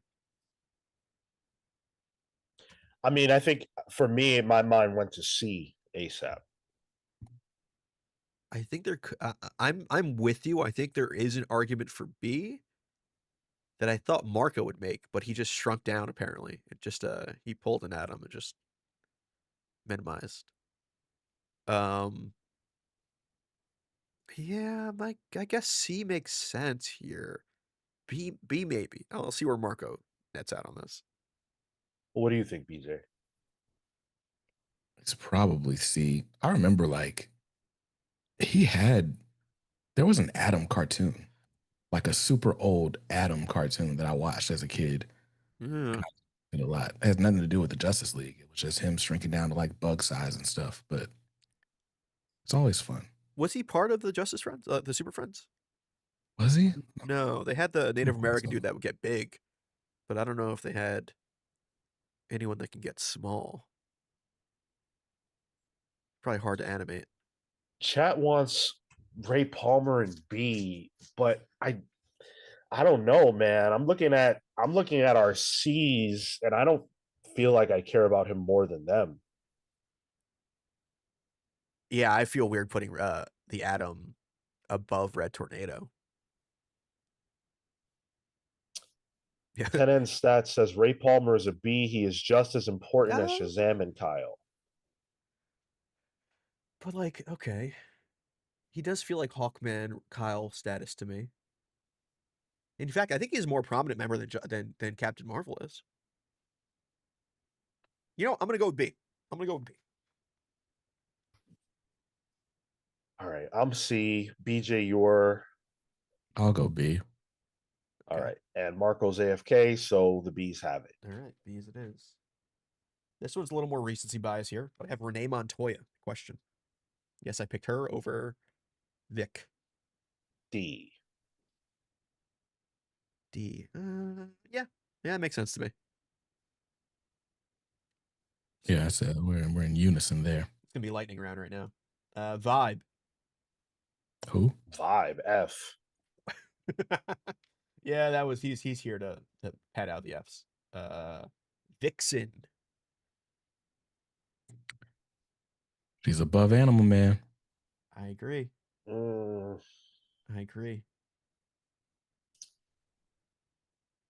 I don't know, man. I don't think I've ever read a Justice League story with Vixen in it. I can't. If I have, I can't recall. Vixen joined the team during the McDuffie era of Justice League, right after Brad Meltzer, and had a really important story arc, actually. Yeah. I don't know where that puts her like all time, but I like her. She also was in the animated series. She was a part of a love triangle with Jon Stewart and Hawkgirl. Ooh. Oh, Sean and I had the same reaction there. that's awesome. Hey, I think Jon Stewart needs to go to S just for that. I like Vixen a lot. I like her power set. Like, she's a supermodel. Yeah. MP says prominent during the Detroit era as well. I want to say D. I bet you do. D. I don't know about D. I think I'd I would probably put give her her. a C. I would say C. Marco, where you at? We're on Vixen. D. I only know her because of Birds of Prey. Same. Where else has she popped up? Detroit? Detroit, and then the McDuffie run. And she is in the Justice League during Young Justice, I believe. Nah, bro. D. She sits there. If my boy Swamp Thing's there, she goes there. If Animal Man is a C. No, Animal Man is a D. He's a D. Yeah, Yeah, I'm putting Vixen over Animal Man, so. I agree. She's more important than him. As a Justice League member, yes. As a comic book character, unfortunately, no. All right, so let's turn to the chat for Vixen. I got you. Jay Sage with a £9.99. Thank you, brother. Feel like Black Lightning should be on the list as he was a main member in the Meltzer run. And have you seen the pumpkin spicy variant of Wonder Woman number 25? Question mark. Have a great day. Some of these takes are hilarious, though. They don't really have pumpkin spice variants, do they? No, it's legit called pumpkin spicy variant. Oh It's my God. their round of Gooner covers at this point. Jeez. I learned that term from you guys, by the way. No, Oh, welcome. you're welcome, There dude. it is. You're welcome. Let me see this cover now. Oh, that is nice. I like it. Yasmin Putri, pumpkin it's spicy variant. It's Jasmine Putri. Okay, that might have sold me. Oh, that's good. 25 came out this week, right? Yeah. Yeah, Mhm. let's see this real quick. Let me see a little live reaction Bro, here. look at her. Look at her back, bro. Look at her back. Okay, all right. I get it. Muscle mommy. Love it. Thank you, Jay, for pointing that out. All right, I'm gonna end the poll just because it's pretty landslidey. Yes. Vixen, 61% C. Oh wow. You redeemed yourselves, chat. You're not racist. I appreciate it. Dan Trudeau, can four guys be objective about a woman in a top hat and fishnets? No. No, we cannot. Unfortunately, no. Yeah, it's the only other S tier. So Be real with you. Top hats and fishnets don't really do much for me, but hey, Well, what about Zatanna? let's do it. Oh, we're doing the pilgrim cosplay. Zatanna, the final one. I like Zatanna in the league more than Constantine, but I don't really have a reason why. Ooh. I think I just like her talking backwards. I put her in A. I think she's above Black Canary. I'd put her in B. I don't know, man. I just don't see her on the same level as Manhunter, Flash, and Aquaman. She's the leader of Justice League Dark. She was during the your guide, BJ, has Zatanna in it too when she had her other costume, right? Does. So she was prominent in the earlier parts of Justice League. mm-hmm. Pretty much like outside of, like, even more so the go-to for magic outside of Dr. Fate. She is the go-to for magic. It's true. That's why I would put her above Black Canary. I'd put her in A easily. I don't know if she's an easy A. There's a movie I've never seen, It's but fine. I'm cool with B. Yeah, I think B makes sense. She's not quite the level of, Aquaman, Martian Manhunter here, but you're right that she has the stature there. There's longevity. Um, even the Justice League stuff that crosses over with like early Alan Moore Swamp Thing stuff, she's there. Like she's relevant. She's a participating member. I think that makes sense. Yo, B. Last Young Renegade, can you record for me when they play Don't Stop Believing and and Living on a Prayer? I need that. That's that white joy you were talking about earlier, huh? Absolutely. He's going to a wedding What party. are He's you- at a wedding party. What time zone are you in? Yeah, that's a super early wedding. If you're, I think he might be UK, if I remember correctly. All This right, is so that's out to B, right? Even though we Yep. got people saying S tier. Nah, chat. bro. They're Nah. psychotic. B. There's no nah. Think it with your dick, chat. Well, maybe their heart. Maybe their heart.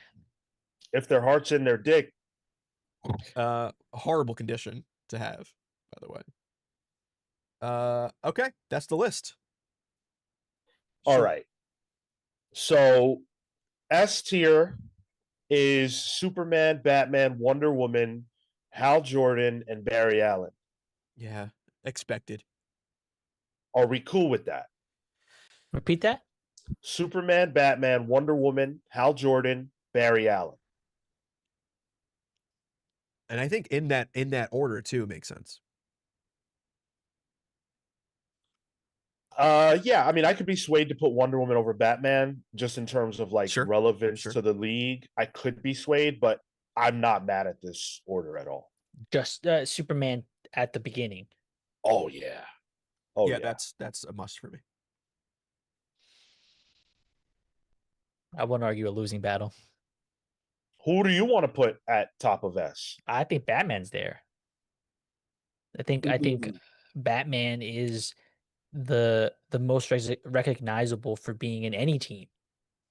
Superman, Well, I he's think, the most recognizable. Like, full stop. but I think that puts him up. But is he as important to the Justice League? I think the Trinity is of equal importance, and then from there it becomes who's most popular within that. All right, let me ask you this question, Marco. Let me put it this way. The Justice League have to go to Apocalypse to face off with Darkseid, right? Yeah. You have Superman, you have Wonder Woman, you have Hal, you have Barry, you have Batman. What the fuck is Batman doing? Dude, he's the tactician. He's there getting everybody to do the things, and he's throwing his batarangs and shit. Here, Sean, I'm on your side, but when you plan that out, I'm like, yeah, Batman will find the solution. But my point is that you don't need him to be there. Superman, Wonder Woman, all of them can sew that problem up. Batman is not needed to be there. He shot Darkseid in Final Crisis. He figured that out. He didn't figure out shit. No. He got in the meantime. Got But, the ultimate the nullifier. oh, wrong universe. Wrong. No, I'm aware. I'm Okay. making the equivalency. Got it. Okay. I think it's S. All right. A is Martian Manhunter, Aquaman, Wally, Jon Stewart, and Green Arrow. I think it should be Martian Manhunter, Wally, Aquaman, John, Yeah. and Green Arrow. So I think we should flip Aquaman and Wally. That makes sense to me. I don't agree, but I don't care. I don't care, dude. Great podcasting. Okay. Yeah, I'm cool with that, Marco. B tier is Black Canary, Kyle, Hawkman, Shazam, the Atom, and Zatanna. I think Adam's at the back. Ooh. I put Shazam at the very end here. And Oh, Zatanna at the interesting. top. I would put Zatanna at the top. I would put Black Canary at the top, I think. I think they're close. But in my eyes, Zatanna. I think Zatanna, Black Canary. I don't know Kyle, but I feel like he's there. Kyle. The more I look at this, the more I think Shazam gets dropped down. I think Nah, Kyle gets dropped down. I would agree with that, but that's my lack of knowledge there. Like Dan Trudeau had a good point in the chat. He said Captain Atom wasn't even in the same world until 1986. Or sorry, Captain Marvel. So like he's not even a part of even the storylines the Justice League have.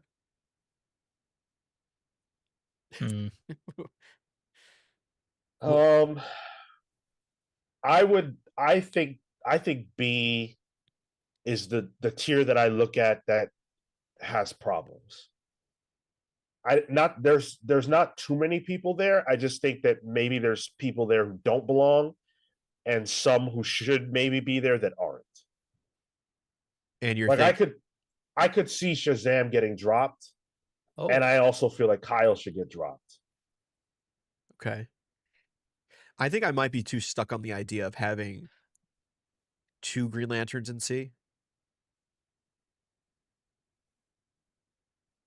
But I'm fine with that. I think they both go there. So we'll drop Kyle. And do we drop Captain Marvel? I'm fine with that. I think they go higher up in C. I think they go higher up and see if that's the case. Yeah, I'm feels cool better with to that. me. That feels better Yeah. to me. I'm cool with that. And then the Zatanna, Black cooler Canary, thing is Hawkman. beyond Atom. Yeah. Who goes in what tier? I didn't realize we had to rank them in the tiers. We It's don't just have to, for but shits it's and just gigs. yeah. So we're talking about dropping Shazam and Kyle out of B. Yo, Ted Cord is top of C though. Hold on, my boy. So somebody that we agreed on B, 2 people. You want to put a C above them now? Yeah, I don't know about that. Yeah, I don't know about that. I Red wouldn't put Tornadoes at the Mr. end. Terrific at the bottom of C like that though. Like You would or wouldn't? I would not. I agree. Yeah, I think he goes right behind Booster and Blue Beetle. I was about to say, I think he goes above Guy. Oh, agreed. Yeah. I'm cool with Yeah. that. Firestorm looks a little high. Hey. What are we doing, Marco? Come for my guy. I'm just saying. I'm looking at this list with that we're like Firestorm. I would maybe drop down to D. I would as well, but I'm It- cool with that. It's Boom. I disagree, but it's okay. You guys got it. Demoted. Anyone else gets demoted here? honestly, if Firestorm does, I'm inclined to put Cyborg a step lower as well. Oof. Wow. Wait, how is Vixen more important to the league Than and a founding tier member. above than Firestorm? No Or- way. All right, so Vixen gets That's dropped down. crazy. That's what I'm hearing. Vixen gets dropped. Yeah, Vixen got to go down or Firestorm has to go back up. There's no fucking way. There's no way. And I think Fate moves between Mr. Terrific and Booster Gold. Between them? Yeah. No. He probably goes above Mr. Terrific. Yeah, you're right. He's also part of that satellite error, I believe. Yeah. Firestorm got dropped, Dylan, because these guys are fucking crazy. He's on the same elemental level as Swamp Thing. He's where he is. He's where he should be. You think Sean, you That could have put Swamp Thing in F2 as Too late? I don't want to. You think Firestorm, Yep. who was on the Super Friends, is a lower tier than Vixen, who was on nothing? I think Justice. Vixen was in the Justice League Unlimited. Don't disrespect it, Vixen like that. I think Don't disrespect Firestorm like that. What the fuck? Man, who watched Super Friends for real? Me! I was obsessed. I was really tempted to put Jan and Zan on here as like a combo pick. The Wonder Twins. Yeah. say drop Vixen. Dropper. I will not. I don't agree with dropping Vixen either. What? I don't think we need another Vixen poll either. Yeah, I don't think so. Just leave her there. Since when do you make the fucking rules? I control it. First of all, I was told that the only way this show would have a fourth host was if some like mythical creature existed, or if I would do it. Yeah. So me wanting Vixen to stay where she is has to count for something. There. But you have what the fuck? You didn't take the role. You're a guest. And like that mythical creature is what, a woman? Yeah, no, the mythical creature was like a woman who was as into comics as we all are, and who would be willing to give up all of her Saturday mornings indefinitely, Very Mhm. few. and was attractive enough to be on screen for as much as Sean wants them to be on screen. Whoa. Is that not in the whoa. criteria? No, it wasn't. BJ, No. that's insane, bro. I never. No, we'll do You never said VTubers. that. I never. Oh, okay. My bad. Wow. Didn't mean to put that on you, fam. Wow. I don't remember all the criteria. I just remember like I heard those criteria and I was like, that person does not exist. And then I was flattered when the next words were, or if BJ would do it. And I was like, that's great. Exactly. But you didn't take the role. And not only that, I don't see you wearing a Casey Jones mask. So First of all, you want me to spend money to be on this show? That isn't. I didn't tell you to do it. You're the one who said, "Oh, that I can't come back on the show until I have a Casey Jones mask." And here you are showing off a copy of the Casey Jones comic that you spent money on, but you didn't spend any money to get a fucking hockey mask that you probably could have gotten at the Halloween store for $5. Oh, that's true. Is that a case? That wouldn't be a Casey Jones mask. Casey Jones has a distinct design. Man, It's like listen. $50 on Amazon. It's been $50 for a minute. I keep waiting for a markdown and they won't mark it down. You got the alerts on? No, I just keep checking every now and then. Maybe I should. It's I don't refresh even on that set up page. alerts.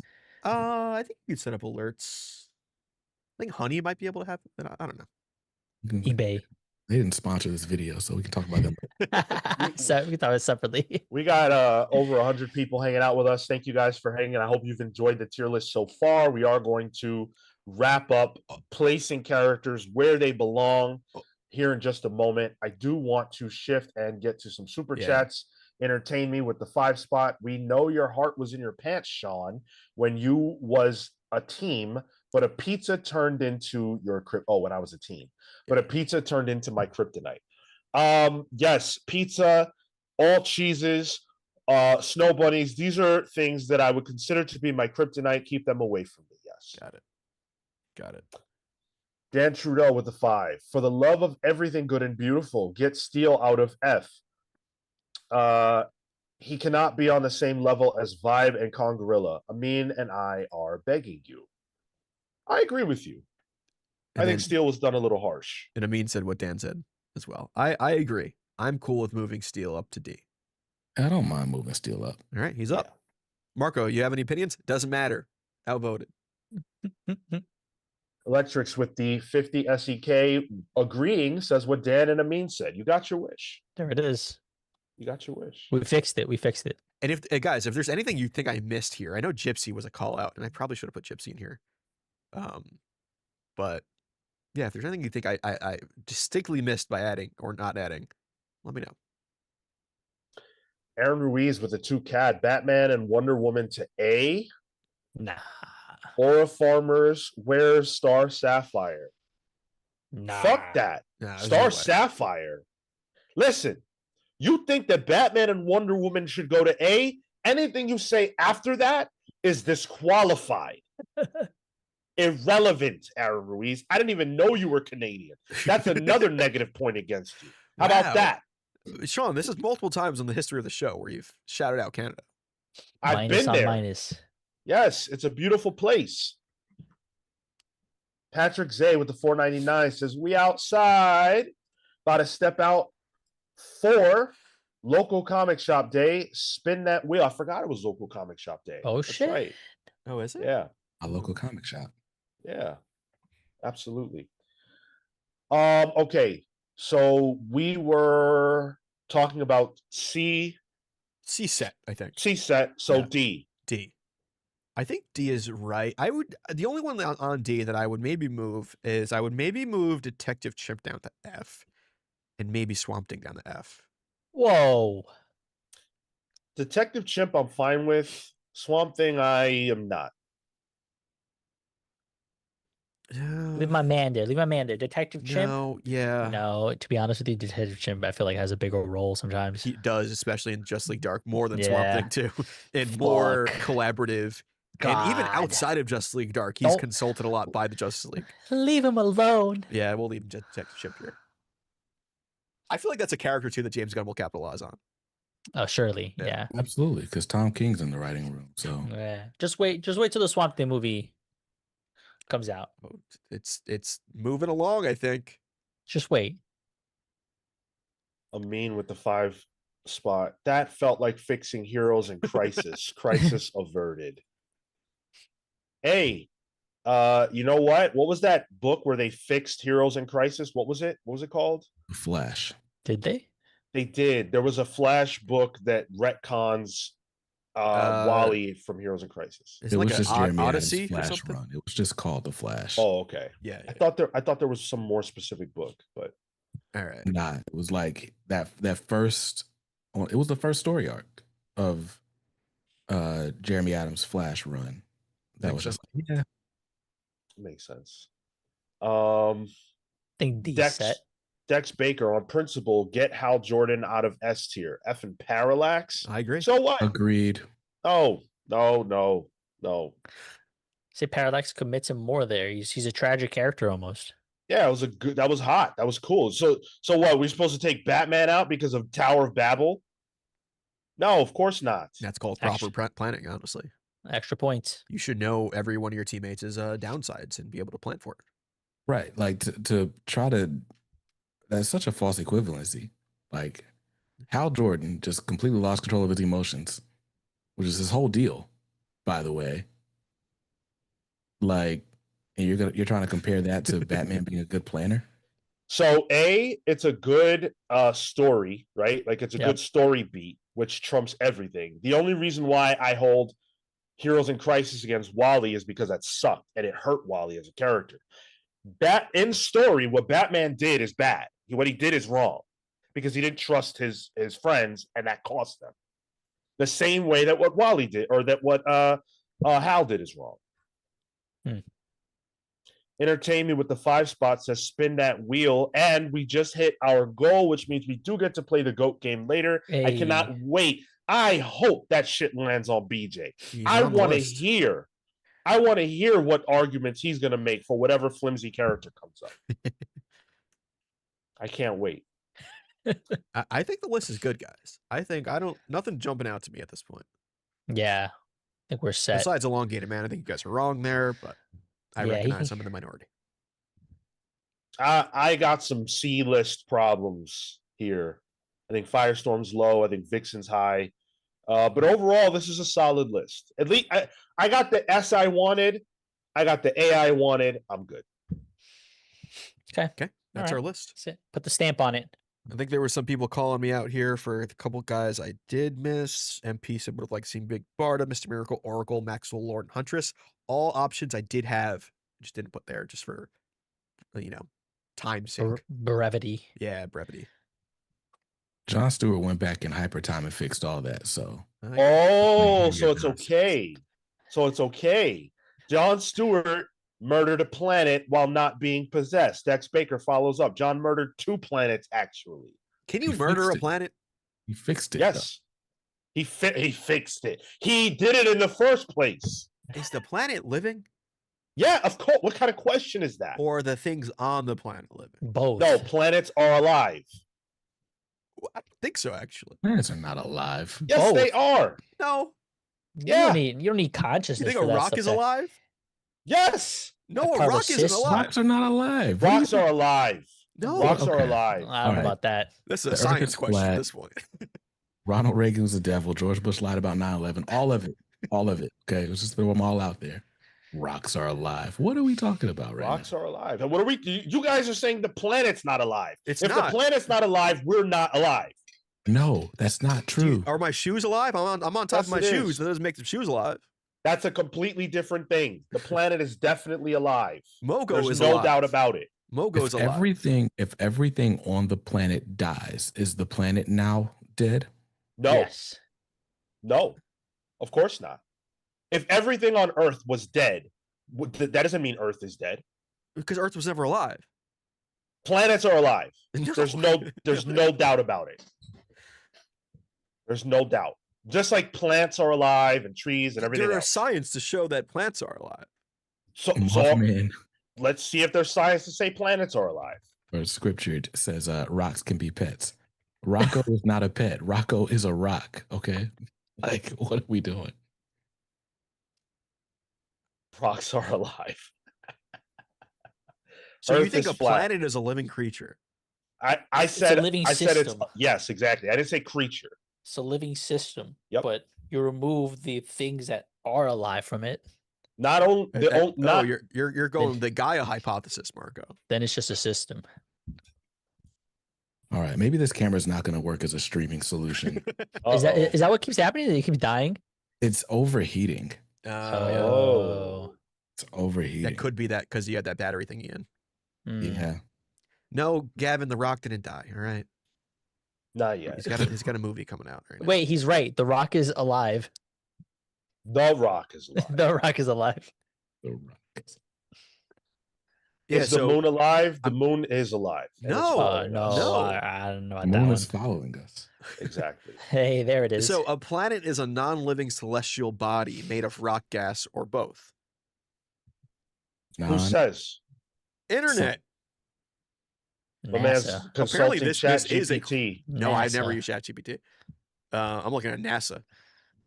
Oh, what does Apparently ChatGPT this say? is an argument people have, though. Our planet's alive. Because then Of there's course. but science says no. I say yes. All right. Thank you guys for participating in the definitive Justice League member tier list. Reminder that what we have said here is official. Yeah. So If someone tries to argue with you about this, just point them to this video right here. Let them know. We already said it all. There's nothing more to be said about the Justice League. It's over. This is it. This is it. No more. Yeah. What's not over, though, is this show. There's a lot more show to do. We've got a lot more to get into. We've got BJ Kicks with us of Comics Are Dope. He's hanging out. I mean, you know, He'll be right back. Yeah. camera issues notwithstanding. We've got BJ with us. What I need to do now, though, is I need to take a quick minute, and what we're going to do here after I run this is we are going to give away some channel memberships because it is the last Saturday of September. We have had a massive September. Thank you guys so much for making it such an incredible month. We do have our free. Oh, we still should. Yeah, we should. Yeah. We're going to give away 5 channel memberships here in just a moment. So stick around. What I need to do is shout out our sponsors, who are, of course, you guys, the patrons, the people that make this show possible every single week. Special shout out to our pals vs. Legends, the Hound of Justice, Atomic Hound, Starcross, Catherine Stars, the Spear of Judgment, Jay's Jumble, Jalen Jackson, the Sanguine Sorcerer, Safe Haven, Hayden's Hideout, Jesse and the Juggernaut, Kyle, Entertain Me, Panda v Panda, Ted Wong, and rejoining the Pals vs. Legends, Adam Smith. Thank you, Adam. The best boy. Cool. Not anymore. Not anymore. Oh. And thank you to Pals vs. members, the Night Stalker, Harris Dajinski, Brian Demolish, Shadol Pozo, Kefis the Incorruptible, Momentum Mike Elliott, Dan the Truth Trudeau, Marley Manastorm, Slow Flow Dameron, Christian Uncaged, Always Laughing, The Spear of Justice, Izzy's Issues, Robert, Runback Cashaback, Pete the Dreamweaver Collins, James Just Jamming Jones, Paul Powerhouse Smith, Neon Knight the Cosmic Avenger, Matthew the Shade Cosmo, BJ Kicks, who is AFK, the Living Blade Boss What from does Dear the that Grand, stand for? Alchemist, Chop Harder, Alchemist, John Barry B, and Doomsday David Melendez Doria. If you didn't hear your name, you will a little bit later. What was that, BJ? So away from Asking what keyboard. AFK means. Oh. Why do Yeah. you know that and you don't know what like ASL means? That's crazy. Him. Yeah. No, I did grow up with the gaming related, like the rise of online You gaming. were on Club Penguin.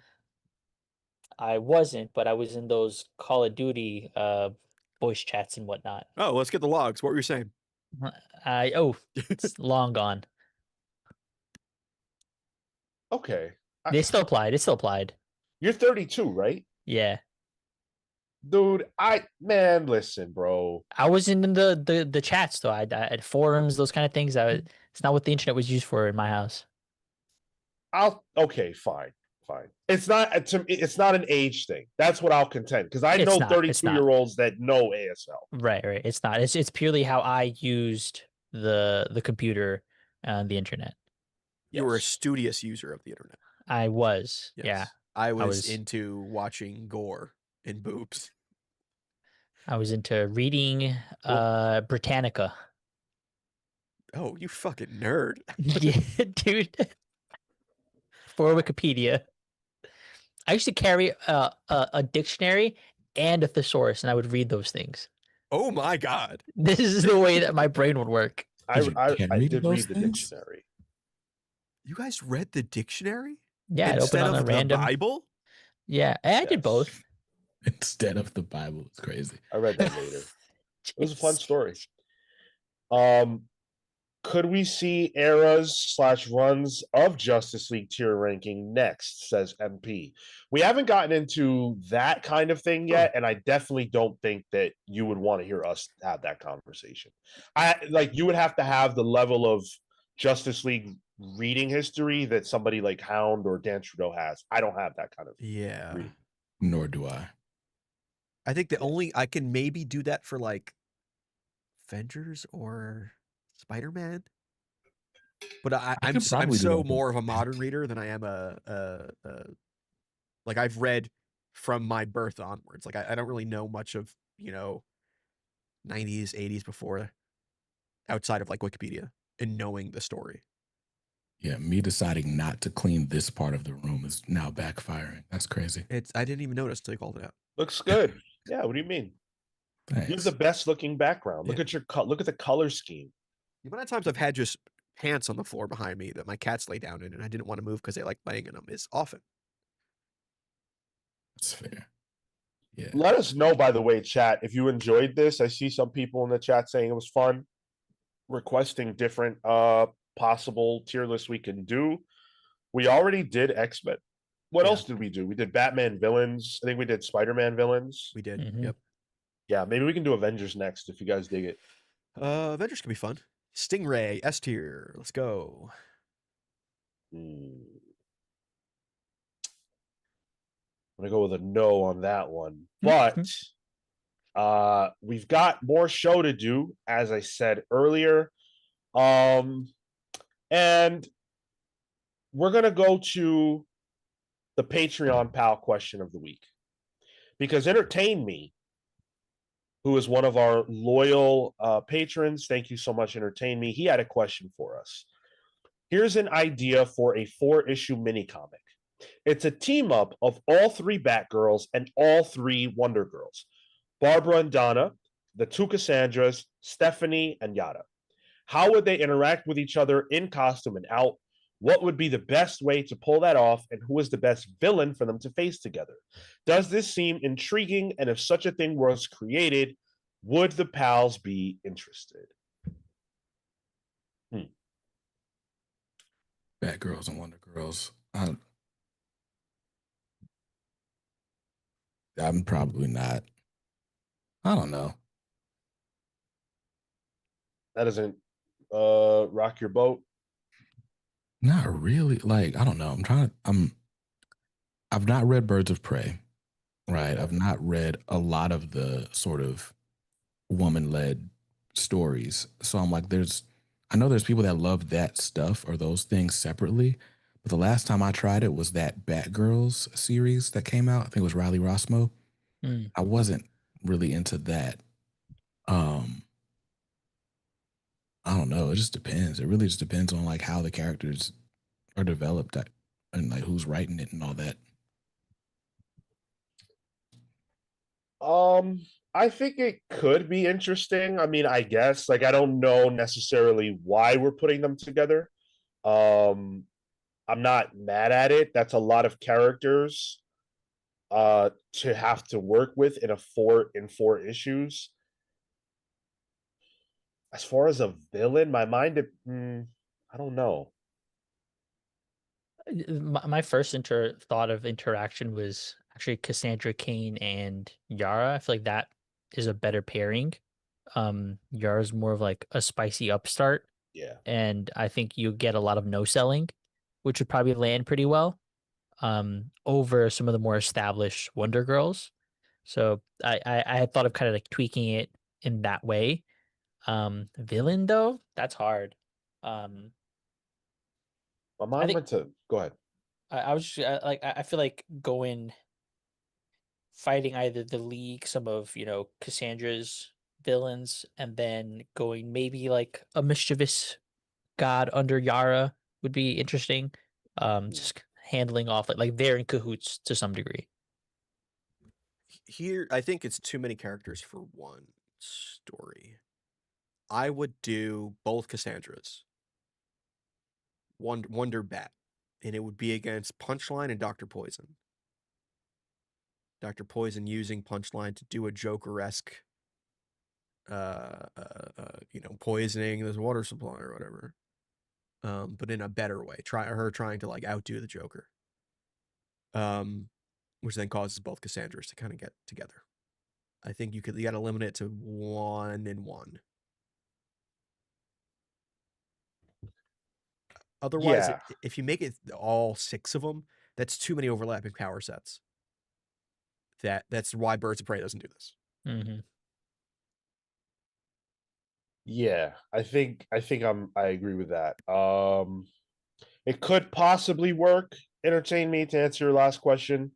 Would I be interested? It would very much depend on the creative team and the pitch. Kelly Thompson is an obvious name you throw out there as the writer. So yeah, there's a way to make it work, but I think it needs to be workshopped. So thank you though. Appreciate that. Entertain me. Now, let's give away some channel memberships. You guys have been great. You hung around throughout our whole tier list. We've still got 90 of you. Again, September has been phenomenal. Next month, we're going to be debuting some of the fruits of all of your hard work because you guys have done such a great job by us. So here's a little give back. I am sending out those channel memberships now. Hey. Oh, Gabber Nerd. Nice. Handstand Dad. Kenneth Williams. Madness. And Fode Torre. Some regulars getting memberships. Yeah. Love to see it. Hell yeah. Shout out. Enjoy that. Early access. Put those emojis in the chat. Yeah. Where we at? Yeah. Let's see it. Boom, boom, boom, boom, ba, ba. No cat emoji today. He's not been on the show today. Interesting. I've seen some cat emojis come through. BJ, Yep. comics are dope. Agreed. What's happening on your channel these days? Not a whole lot. As you can see, I deal with technical difficulties fairly often. So I've been running a fundraiser to help mitigate those, to, you know, eliminate some of these tech issues, basically reducing the friction between me and a video coming to you. Right now, the biggest bottleneck is probably my computer. So working on replacing that. If you would like to, you know, hear more of the sob story and learn more about how you can help me out, then go to comicsaredope.com/help-me-out. We are about a little less than halfway to the goal because I calculated things wrong. I didn't account for sales tax or processing fees or shipping costs or any of those things. So halfway is not really halfway, but we're getting there. I've got some cool things that I'm going to be selling. I've got some original art from an artist named Ben Ruzika, who early listeners of my channel will remember from the mainstream mystery box days. But yeah, he used to do these art prints that got mailed out in this monthly mystery box of comics. And we stayed in touch. But anyway, he saw the fundraiser and was like, "Hey, I want to donate some art for you to sell." And I was like, "Okay, that sounds cool." And then the art got here, and I'm like, I really wish I didn't have to sell this because this stuff looks really cool. There's a new Sagi Ojimbo piece that is Ooh. my, like, I really love that piece. There's also a Frank Castle Punisher. So yeah, there's some cool stuff going on there. But yeah, that's the sale. Once we reach goal, my goal is to buy. I'm torn right now because the goal initially was to buy like a sort of a hefty Mac studio, like to really just kind of eliminate these issues for the next few years. But another option I've been mulling over is to just max out a Mac studio. Not max it out, but like buy the base Mac studio and just buy a bunch of accessories to, you know, help with that. It'll increase render times, but it should still be a smooth editing experience. It's really just about like how soon do I want to have to replace it all again. But anyway, I'm torn. I don't know. I might, because it's like the longer I go with these issues, the harder it is to deal with them. So I'm like, I might just go ahead and buy something just because the money is there and then just extend the fundraiser or just spend more money later. Anyway, nobody cares about that. What's important to you guys? What else is coming up on the channel? I am working on a deep dive into the Ultimate Universe, like basically just breaking down the first year of all the titles. Because people keep asking me, especially as we're getting close to Ultimate Endgame, like, should I have jumped in? What's worth reading? What's not? So I'm working on that. That's the big project in front of me. And then I'm supposed to be doing a deep dive into the From the Ashes era of X-Men for the same reason. The first trades of all of those series. And that one, I gotta say, I'm a little bit more hesitant to get into, but There's a lot more work on that one. Yeah, In terms of reading. yeah, Yeah. for sure. First of all, I want to say that Comics Are Dope is a phenomenal channel. And BJ Kicks is not only a great YouTuber, understands how to do YouTube in a way that's entertaining, that's fan focused, that's honest and engaging and fun. He's a great guy as well.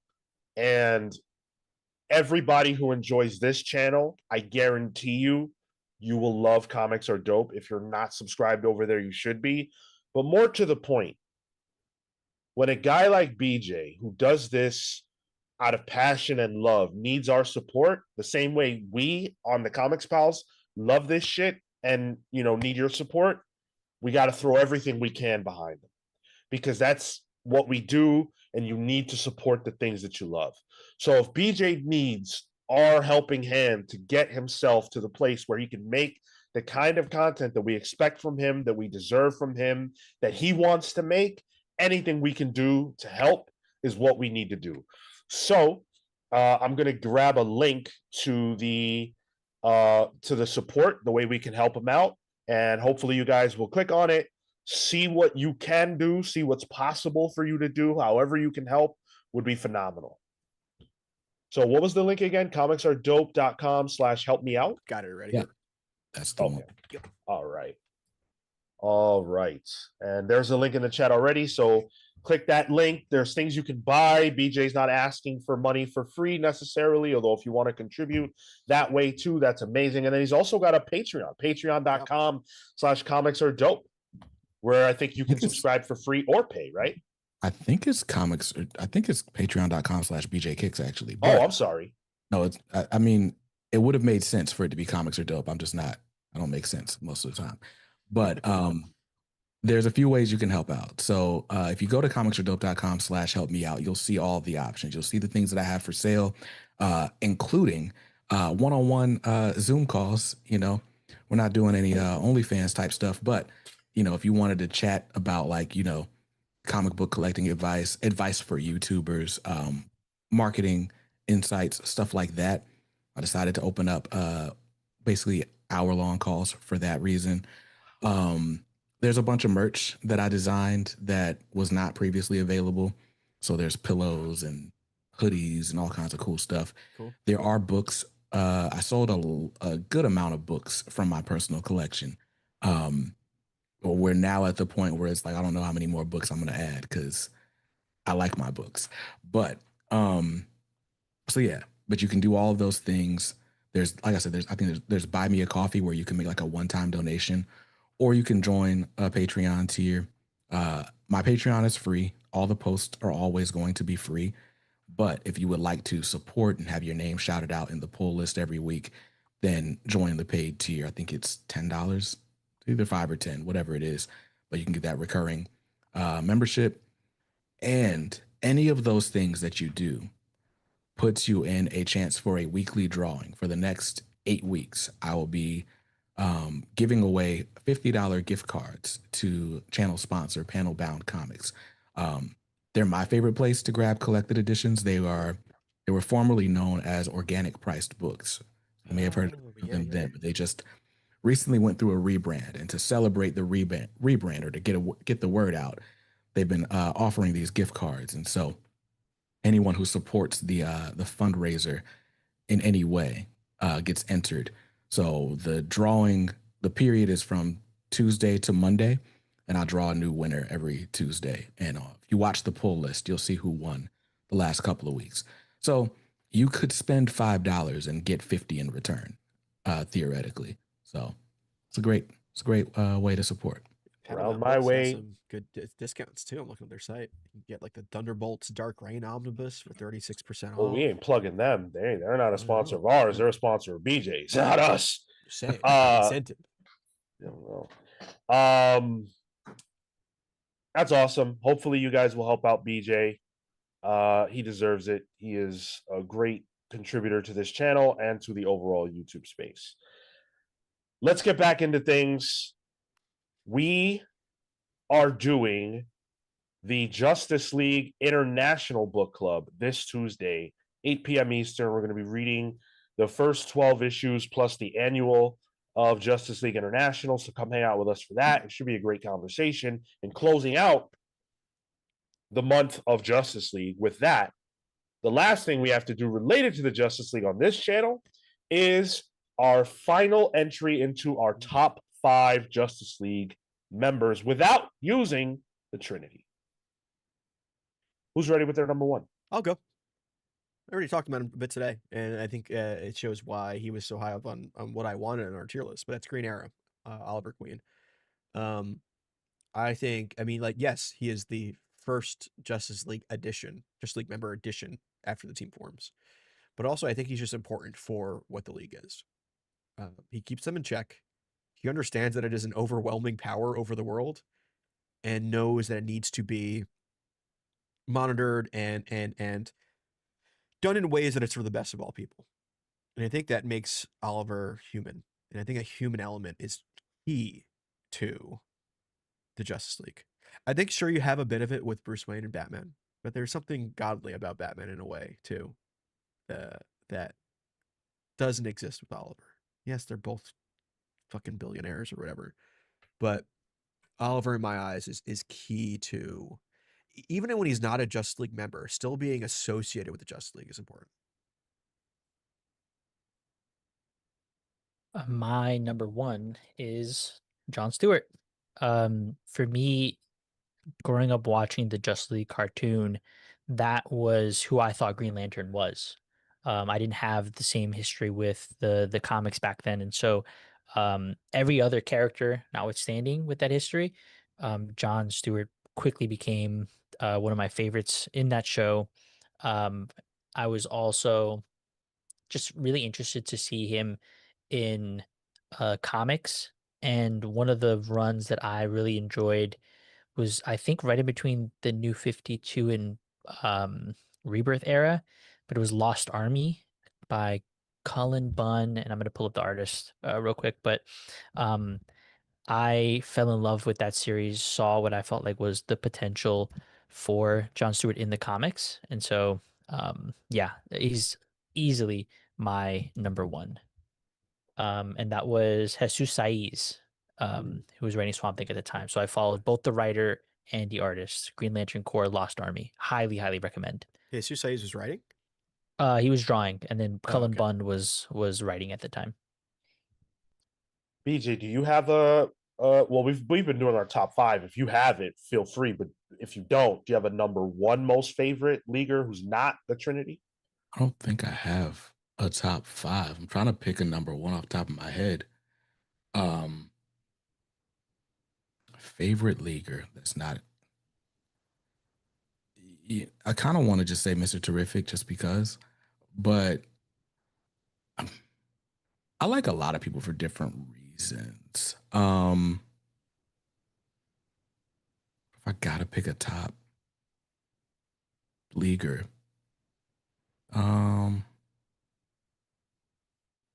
it's hard to argue against Green Arrow. I think, yeah, a top leaguer that's not in the Trinity. I think that's probably the next person I'm looking for in a league book. Just because you don't get a lot of Green Arrow solo adventures, and it's always fun when he does pop up. Like, yeah, I'm down with. I'll go Green Arrow. Okay. For me, it's Hal Jordan. Hal Jordan, like, I love Jon Stewart. Marco, who's a your lot. favorite? Where are we going, Marco? I'm just playing. Sorry. Okay, I was about to say he already said his. Plus, yeah, Hal Jordan.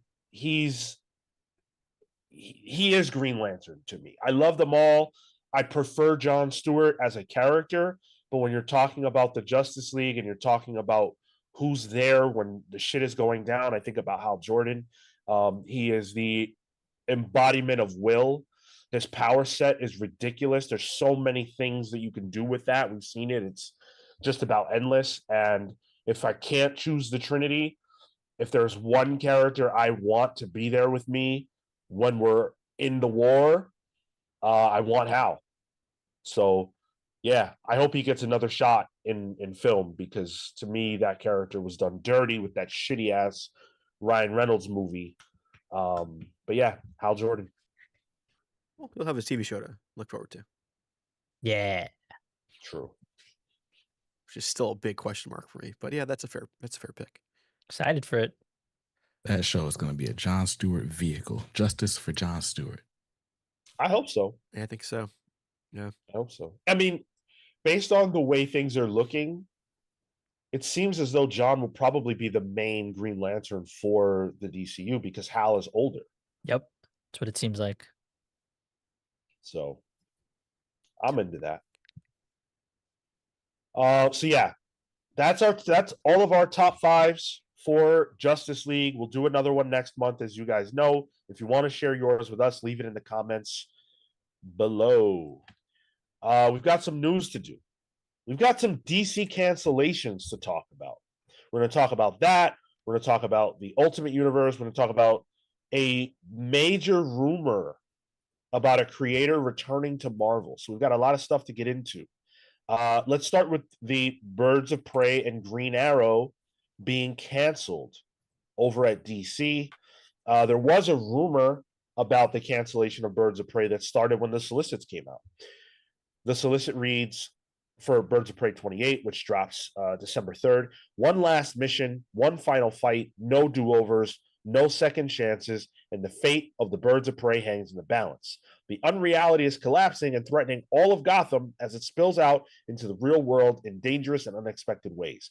As the Birds of Prey struggle to survive inside the game, the final showdown will test everything the team has built. Can the Birds get to the heart of what the Shadow Army's real goal has been all along before it's too late for them and for Gotham? So that led a lot of people to believe that it's over, that the Birds are done. Kelly Thompson took to her Substack to confirm as much. Unfortunately, she did discuss the fact that the series is coming to an end. And she said that she was offered the opportunity to do a continuation, but it didn't feel right. It didn't feel like that was the way to go with it. And so she decided not to. I'm going to read her words here now. When DC suggested they thought we needed to cancel the book, I did pitch a sort of light reboot of Birds to see if we could tweak the formula a bit and keep going with something slightly new or different. But it didn't quite come together in a way that we all thought would have real legs on it. To DC's credit, if I had really put my foot down about doing a new version and staying on the book, I think they would have let me keep going and see if we could make it work. I'll read a little bit more of her thoughts in a moment. Are you guys surprised by this? A little bit, honestly. I'm still reading this, and it's still fucking good. It's still a lot of fun, and this is weird because Birds of Prey, along with World's Finest, felt like those like pre-All In books that helped shape the feeling of All In. If that makes sense, I think they were really praised by fans and critics alike, and it really helped show a side of the DC universe that was missing, but then All In kind of took the ball with and ran with. So it is kind of a bummer to see this book get canceled, especially since it doesn't seem to be an organic ending for Kelly as much as it's just like, hey, it just wasn't selling. I fear that I wonder if the retooling was just making it a Batgirl book or a Batgirls book or something with Bat in the title. But I'm bummed about this because I think it's a really good book that I think had more legs to it. But I hope she can at least put a bow on it in these characters. Yeah, it's a shame to hear. I know it's been a popular book. I did fall off it since we stopped reading it for the show, but anytime that I felt like we did cover it, it was of quality, it was enjoyable, it would be in contention for pick of the week. So that notwithstanding, it sucks to see Kelly go, and I think the decision from both parties, DC and her, to be able to say, I could bring this back, I could do something, but I'd rather leave it. Like, it doesn't force the issue. And I think that's smart to not potentially hamper the way people look back at the book either. BJ, you weren't reading this, huh? I was not. Okay. Honestly, man, like DC's got too many books, in my opinion. I think in a world where DC Universe exists, like we have all those like the DC Go stuff. Like I think if DC wanted to continue it like as like a digital first or digital only title or something, I don't know how you balance that, but like I feel like there's a world where these sort of C and D books can still exist. Like you can support it, maybe not just bring it to print, but I don't know what that looks like. I don't know if the fan base is online like that. I don't know. I would also assume those DC Go books have lower page rates in terms of paying the creators. I don't imagine Kelly gets paid the same for a DC Go book that she would get paid for a printed book. It might not even be worth the effort. That's fair. Like, and I don't know, maybe we have people in the chat that could speak to this, but it's like, because I don't know if royalties are a big, if we're thinking of, that we're getting a big swing from royalties. So it's like the page rate is pretty much what you're getting paid. And so it's like, okay, if you're doing, a book for DC Universe, do you get paid less than a book that's going to print? Like, I don't think you should get paid less. You're doing the same job, but I don't know. Yeah, I mean, generally speaking, and there are people, Gavin's here, he can probably speak to this better than I can, but I don't know that your page rate changes in that way. I literally don't know. But what I will say is that I'm sad by this. This sucks, but I'm not surprised. I think that this book was great. Yeah. And I think that the first half of the run stands out as some of the best material DC has produced in the 2020s. Mm. But something changed. And I'm not saying that like anything happened behind the scenes. I just feel like it lost steam. And we stopped talking about it in the same way. I stopped caring about it on the same way. I just don't. I think it went as long as it needed to go. It was our book of the And year, right? it was our book of the year. But I think Yeah. it did what it needed to do. And sometimes a book can overstay its welcome. Not every idea needs to go on forever. And I think this is just one of those times. Yeah, and I think that was its first arc, that first year, right? The first set of where, to your point, it was probably the strongest. I also just was curious. I've been looking back at the past four, top 50 comics and all that kind of stuff. Um, it was good, but I wonder if it wasn't moving off the shelves as much as a book of that stature would have wanted to probably even maintain. So I think financially also there's probably some concerns, regardless of the quality of the book. Is it in the top 50? No, not the past 4 months. And that doesn't come as a surprise. Yeah, Birds of Prey is always one of those titles, though. for sure. It's fan loved. It's got characters fans love on it, creators fans love on the book, historically, but can never really keep the sales going. It's fan supported, which is great. Well, But if they were fan supported, it'd be in the top 50. but I feel like if you're in the top 50, you're not even supported by just the fans. Who else is buying? Well, like I don't have to be a Birds of Prey fan in general for me to be like, oh, the first arc of Kelly Thompson's run was fire. He's You know talking what I about core audience versus people that come to it, because of Regardless. some other reason. Yeah. Yeah. I agree, and I think the core audience did its job, or the core audiences are the ones who are still there. Everybody else did their job early on while the book was still fire. But I think its time came, and to be honest, both of these, I think, Green Arrow and Birds of Prey, are reflective of what BJ mentioned, which is that there are too many comics, and not just too many comics that are really good. You can't buy everything that's good. You just can't. Like, I can't. And some stuff does have to fall by the wayside. Birds of Prey never would have fallen off my pull list, but I can see why it would have fallen off other people's. Yeah. Yeah. I mean, y'all see me every week struggling to keep my list down to, spending just $50 a week, which seems like a lot of money. Like that's 10 books, but it goes so quick. Yeah. It doesn't get you a lot these days. It doesn't. Sometimes I look at I actually happen to have a receipt right next to me from my last trip. and it's like I look at it and I'm like, what happened?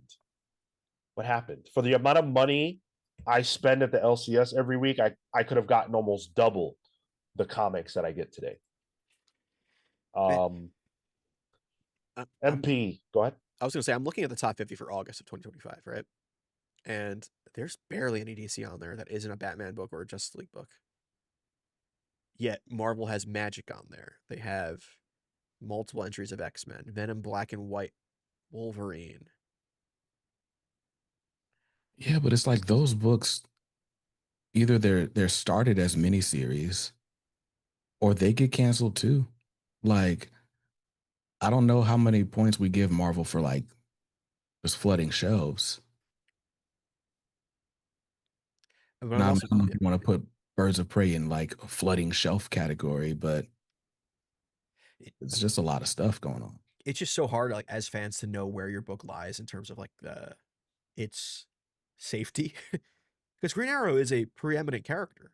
It had a TV show, it constantly has single like solo volumes, I remember and being really excited for Green Arrow. yeah, and this Like run was good.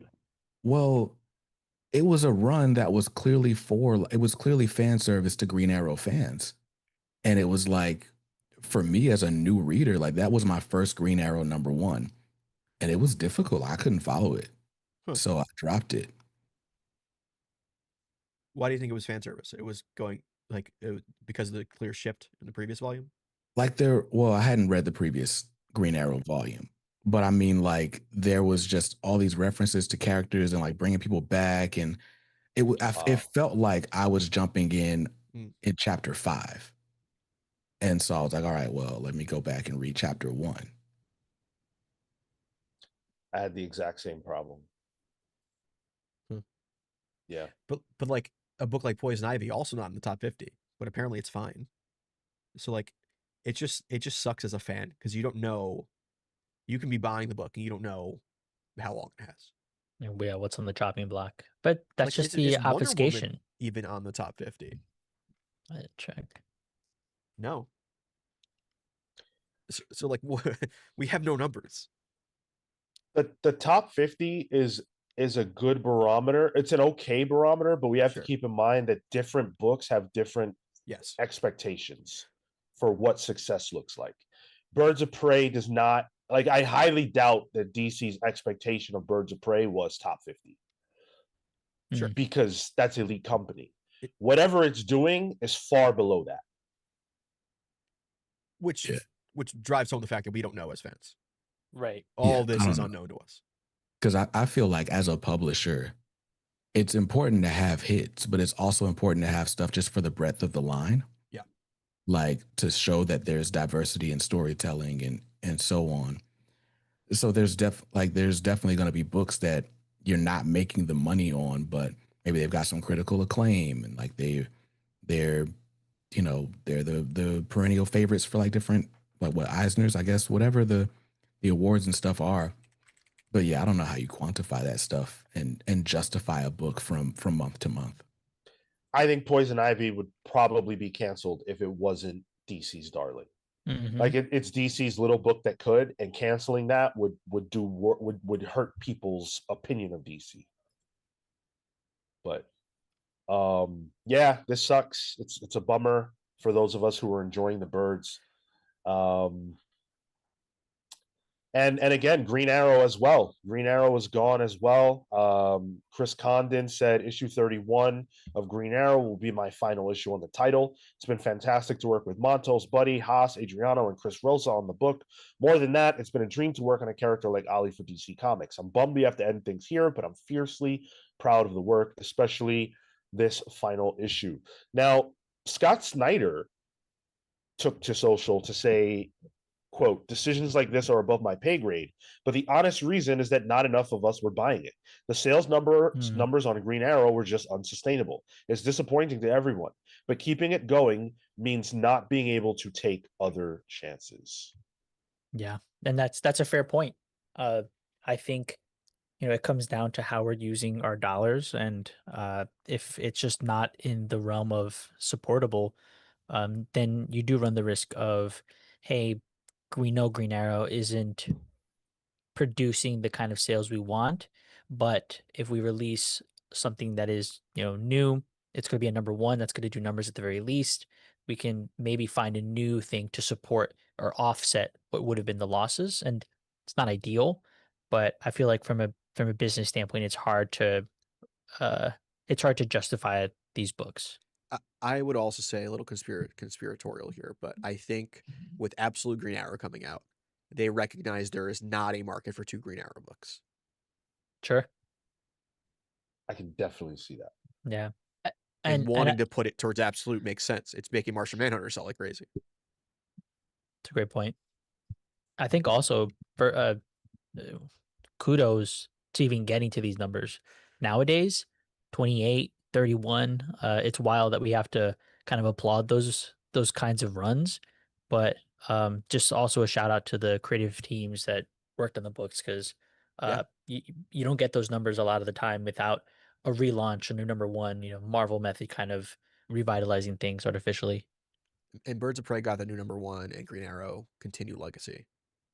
So, and it sucks because these are 2 of my favorite DC books right now. And this as a fan and as a reader, it sucks because it's like, sure, quality helps sell a book, but it doesn't save a book. Mm, Sometimes it can hit, but sometimes it just doesn't sell for what the book needs to be in its spot on the line. And I just hate that it's such an unknown. And like, it'd be great if there was, I don't know, like a little, like a almost like a Kickstarter bar to let you know where your book is, how your book is doing. The yeah. problem, that's a double-edged sword, Sure. because No, I'm not saying exactly that, but yeah. what I'm saying is that it's a double-edged sword, because when we know the numbers, that can influence people's buying decisions. And a book that's doing poorly could do worse because people think it's going to get canceled Sure. because it's selling low and stop buying it. Fair. Marvel and DC don't want us to know shit other than, here's our best-selling book. That's all they want us to know. Just to that point, I think also if you're seeing a book with low numbers, I might also think, oh, the quality's probably not good on it. That's why it's not getting the Right. getting the numbers it should be. Super Drop says, I think it's weird they canceled Condon's Green Arrow with only 1 trade out. Were the sales of the trade that bad? That's why I think there's the Absolute side of things too. Mm, Well, Gavin says, I know more about the cancellation that I can't say publicly, but there's a little more going on there. So there you go. There's some behind the scenes element as well yeah. that we're not even privy to. We'll leave a note for Mr. DC, who's seemingly catching up, but Little hey, late. dude. Yeah, he's catching up. He's catching up. Mr. DC, when you get to this point, figure out a system. How can you tell us? And Mr. DC, I'll have you know that we already solidified the definitive list, so I'm sorry there's no take backsies. Yeah, you were too late, Mr. DC. Swamp Thing S, you're crazy. We're there, my boy. I don't know what world you're living in, but it's not this one. What will happen to the world of the Ultimate Universe with Ultimate Endgame? That is the question that everybody is asking. Whether you enjoy the Ultimate books or not, it's undeniable that they have been a hit for Marvel. Some of those books, I think actually all of them are outselling their mainline counterpart. So that's great. Would Marvel give up that bag?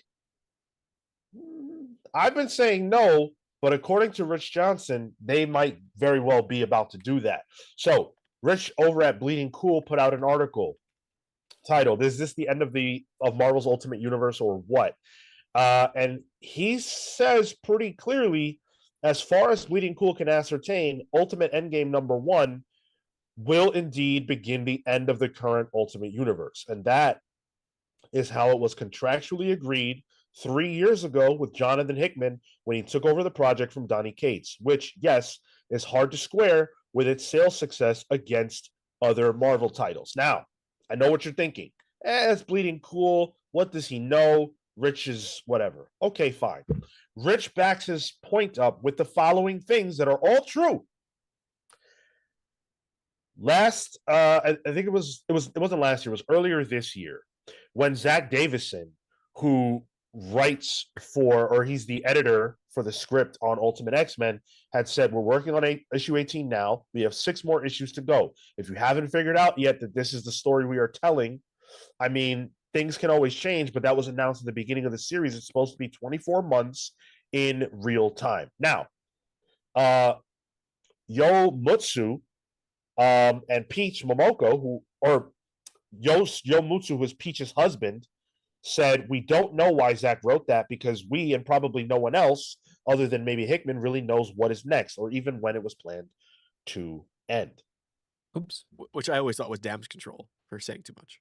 Oh, 100%. Definitely. That's how it read. Felt like that. Yeah. Dennis Camp, for his part, said that there was a lot more to go with the Ultimates when people suggested that it was ending with issue 18. But a lot more, could that mean an arc more?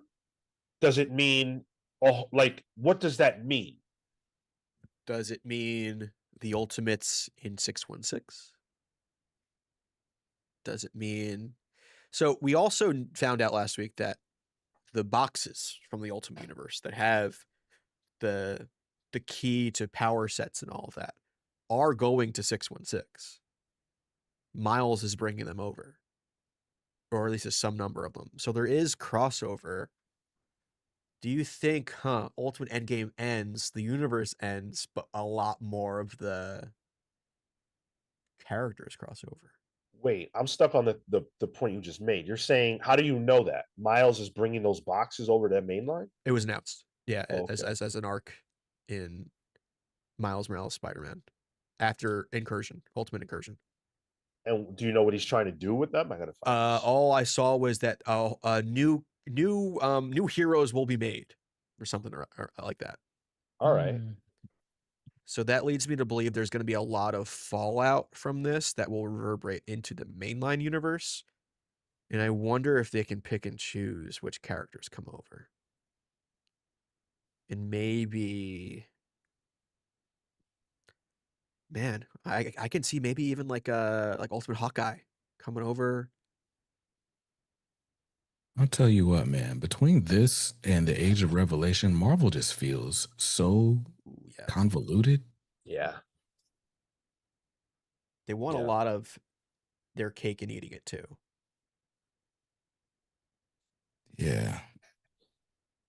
I don't think the Ultimate Universe is ending. I'm on record with that. But Rich brings up an excellent point that I hadn't thought about. When Marvel told us that there was an arc of Spider-Man coming called The Death of the Ultimate Spider-Man, I'm telling you because I was there. Nobody believed them. Nobody. I was like, that's bullshit. They really killed that man. Well, They killed that boy on Front Street. for a little while. I mean, They sure, did but kill him. they killed him, Yeah. is the point. And at that time, there were no takebacks in the Ultimate Universe. So that shit was crazy. They're telling us this is the Ultimate Endgame. Why don't we believe them? The sales is the big stickler. Is It doesn't look at the top 50. It doesn't make sense to end those titles. Unless you're relaunching and they want a number one. That's what I always thought would happen.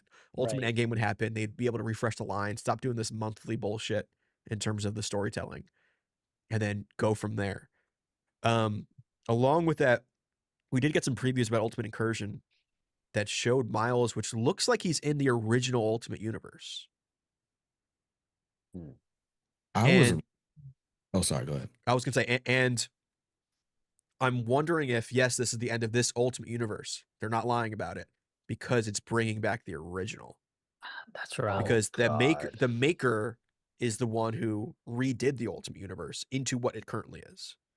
And I'm wondering if that's a way of bringing things back and then sending Miles back there, and having their own Ultimate Universe proper. I think I'm still an issue behind on Ultimate Incursion, but that's definitely a major part of the storyline is like Miles being like, the longer I'm here, the more I remember like my original life. And it's like, well, why bring in the original Ultimate Universe like into the story at all? But so I could see that, I guess. I don't know if I would want to see that, but I think in the preview for the final Ultimate Incursion, you see Miles on his knees with the original Ultimate Universe destroyed behind him too. I don't know in what context that page is for, but yeah, I'm wondering if it's just it's because the Maker's destroyed or defeated, and then everything gets reset in a way. Not Yeah. getting defeated, dude. The training arcs have been so weak. I was watching gosh, who was it? One of those TikTokers turned YouTubers. I think it was Speed Sultan. And he was basically saying, or the guy in the car with him was saying that he saw Dennis Camp Were at you a in a car podcast? Yeah, dude, There's a lot bro, of that now. these TikTokers that jumped into YouTube, they're amazing because they'll just put a phone anywhere and just be like, all right, this is my YouTube video now. Like, And it works. I have a theory about why, but anyway, that I don't have enough time to go into all that. The point, though, is that somebody saw Dennis Camp at a con, asked about the Ultimate Endgame, and Dennis Camp allegedly said that there's more coming after that. Like, it's not really an ending. It's just kind of like to dovetail into something else, which makes sense in comic world. But I don't know what happens after Endgame. I would be shocked if they did anything other than some sort of cameo situation with the OG Ultimate Universe, because they already created a new one. So that would require some kind of a merging or melding of the two, which seems pointless. I'd be much more interested if we're going to continue in seeing these characters reclaim their world than go backwards. That feels useless. Isn't going backwards reclaiming it though? No, of course not, because the story we've been following is their journey towards reclamation. These characters are being held down by the Maker and his lieutenants, and the point of this story has been them, fighting back. They're the resistance. So them living in a world that's not the one they saved and not the one they're from feels like backwards momentum for Marvel and no momentum at all for these characters, because that's not the world they saved. They would be saving the world to exist as it once was. It never existed that way, because this isn't that Ultimate Universe. This is a completely different world. It's not the same thing. Right, because of the way Maker tweaked it. Yeah, like the whole journey that Iron Lad is on.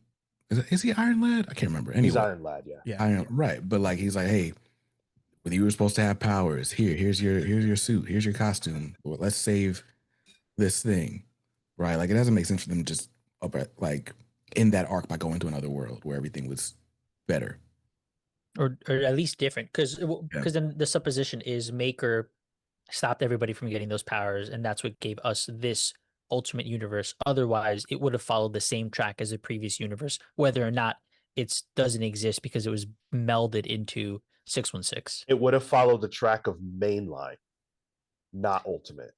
Right. Because when they show in issue 4 of Ultimates, when Doctor Doom is watching the screen, he's watching if I remember correctly, he's watching the original Fantastic Four, not Ultimate Fantastic Four. That's right, because Ultimate Fantastic Four is just the Maker. Right.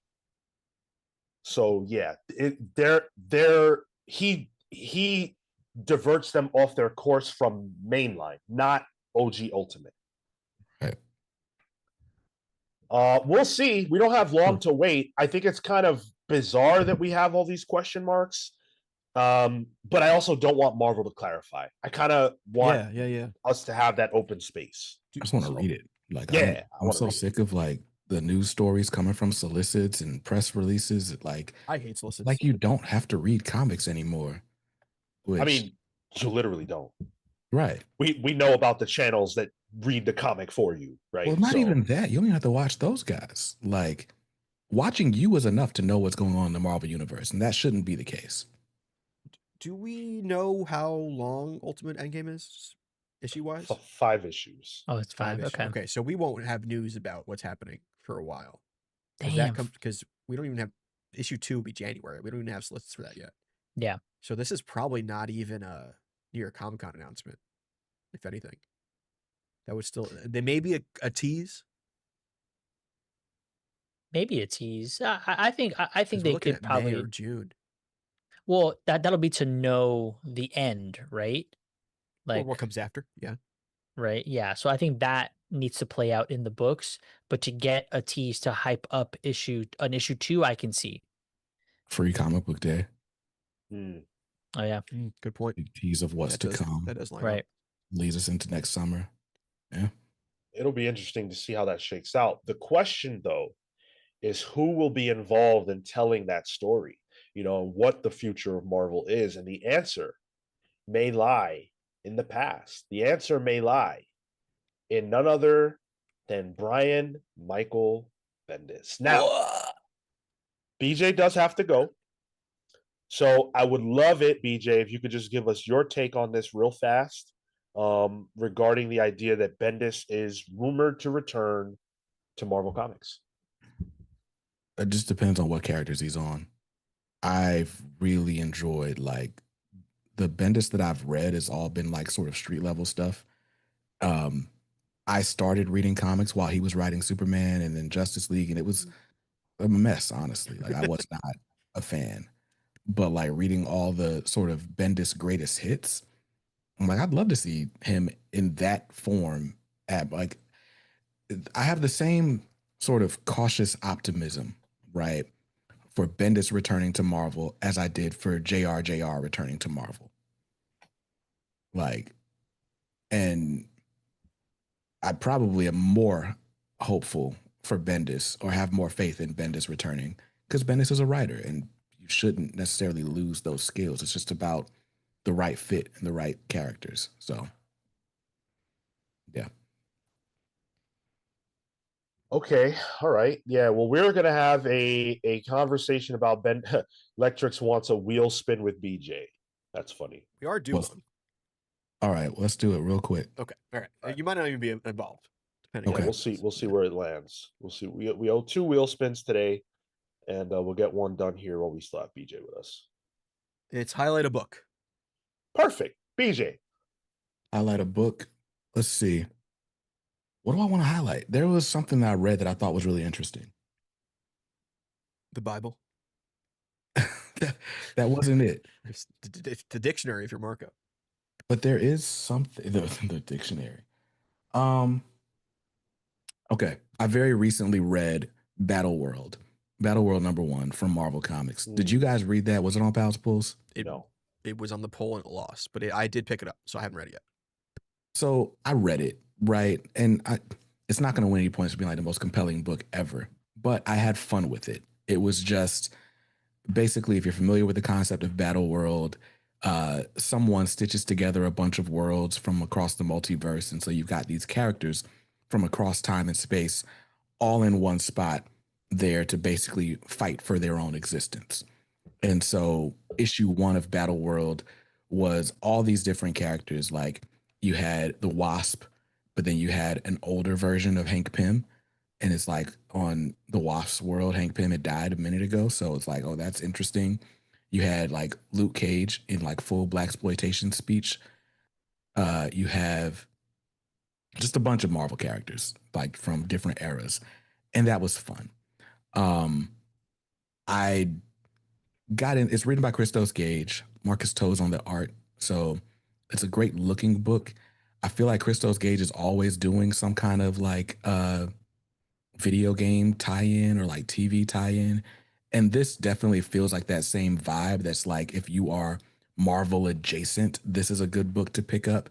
It's not going to give you any insight into anything else happening at Marvel right now, but it's a fun romp with some characters. It felt like just kind of scrolling through a Marvel versus Capcom video game loading like character selection screen or something. But I had a decent enough time with it. Like I gave it a 7 in my review. But I think if you are, again, Marvel kind of feels convoluted. So it's like, it's nice to have some of these books that it's just like, I don't need anything else. Here's just a bunch of Marvel characters. I think what really made it kind of set it over the top for me was there's an annotations page at the end where it's explaining where every character that's in this book kind of showed up and where they are in the story. And so it was a good time. Something I would recommend to like a teenager or something. So Okay. here we go. Highlighting the book. Yeah, the characters seem pretty cool on it, honestly. Yeah, Thank you. I had a good time with it.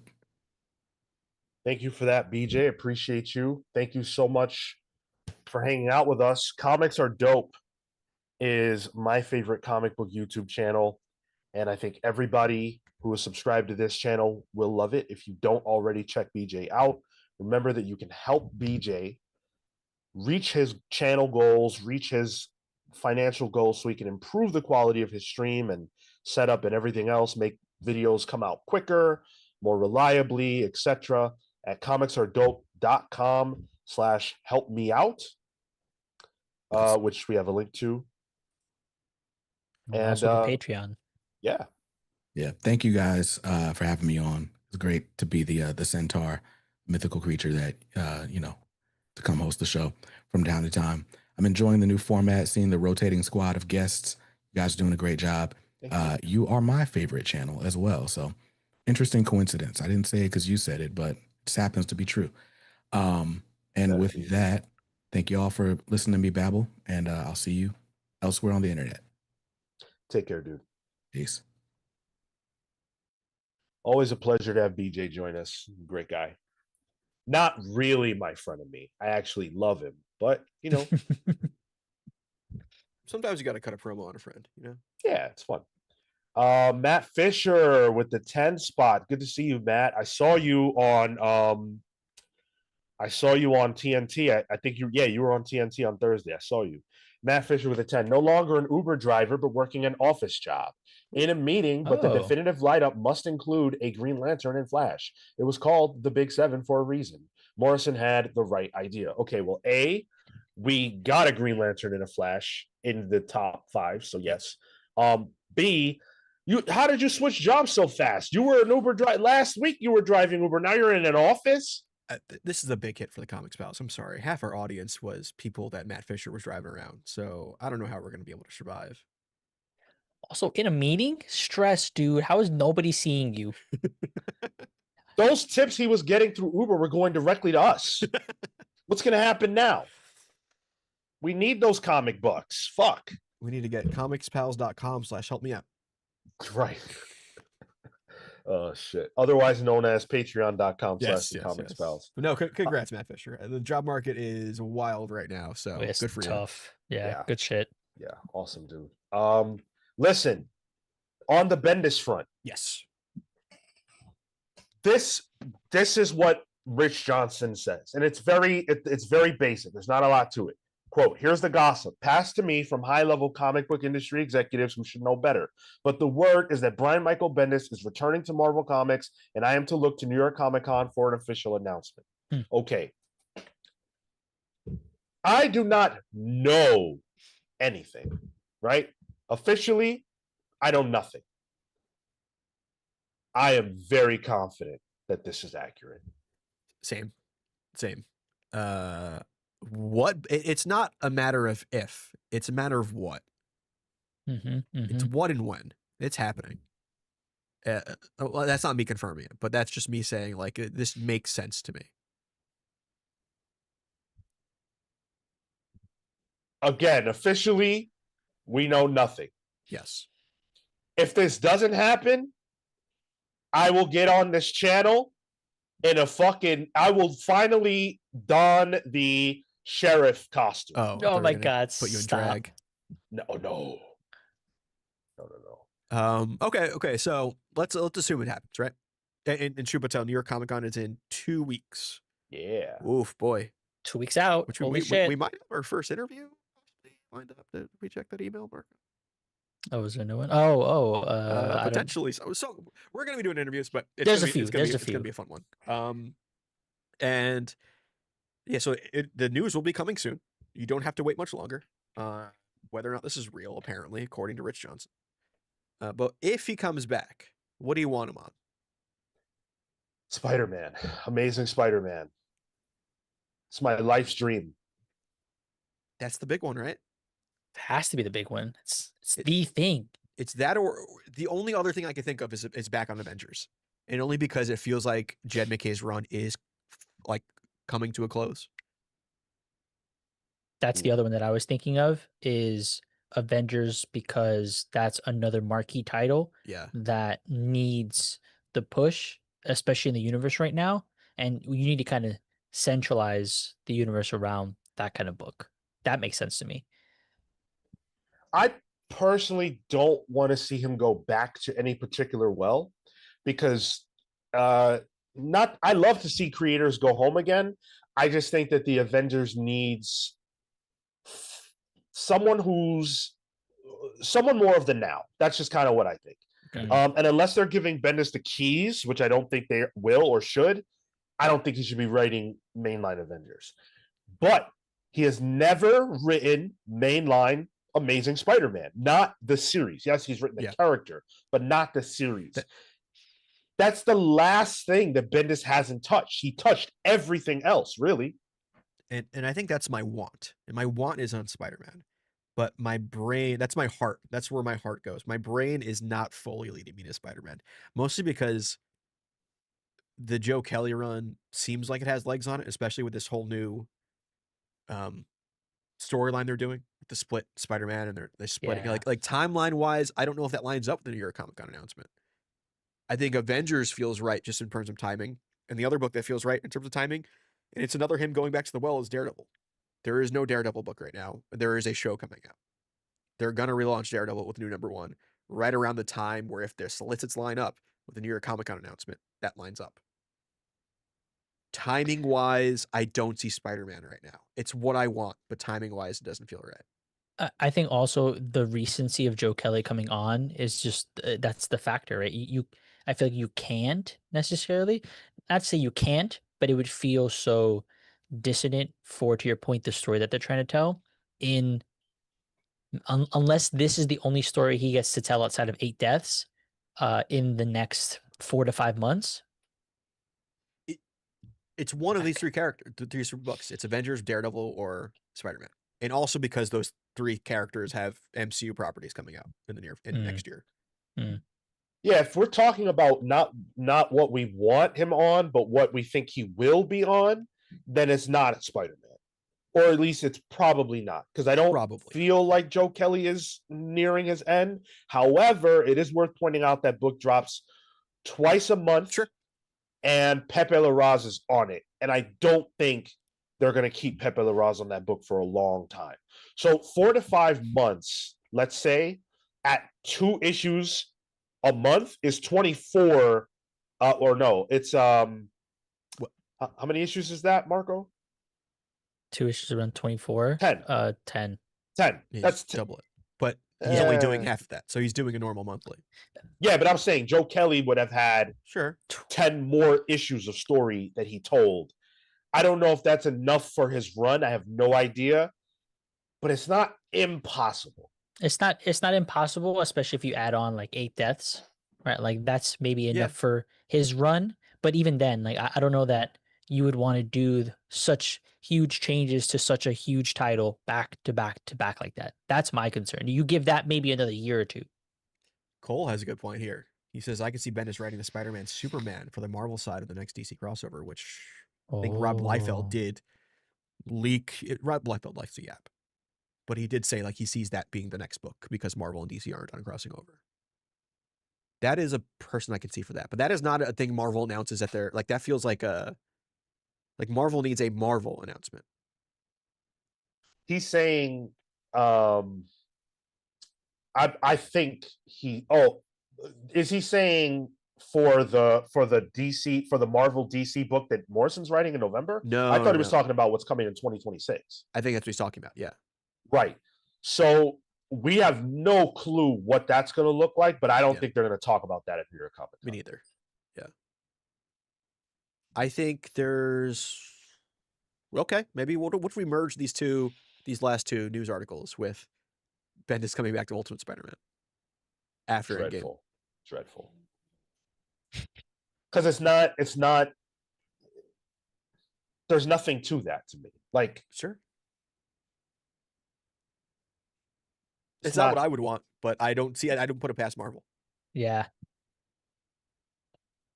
Especially because I don't think Peter Parker's going to be Spider-Man after Endgame. I think it's going to be his son. Yeah. But I wouldn't want that though. Like, You wouldn't want.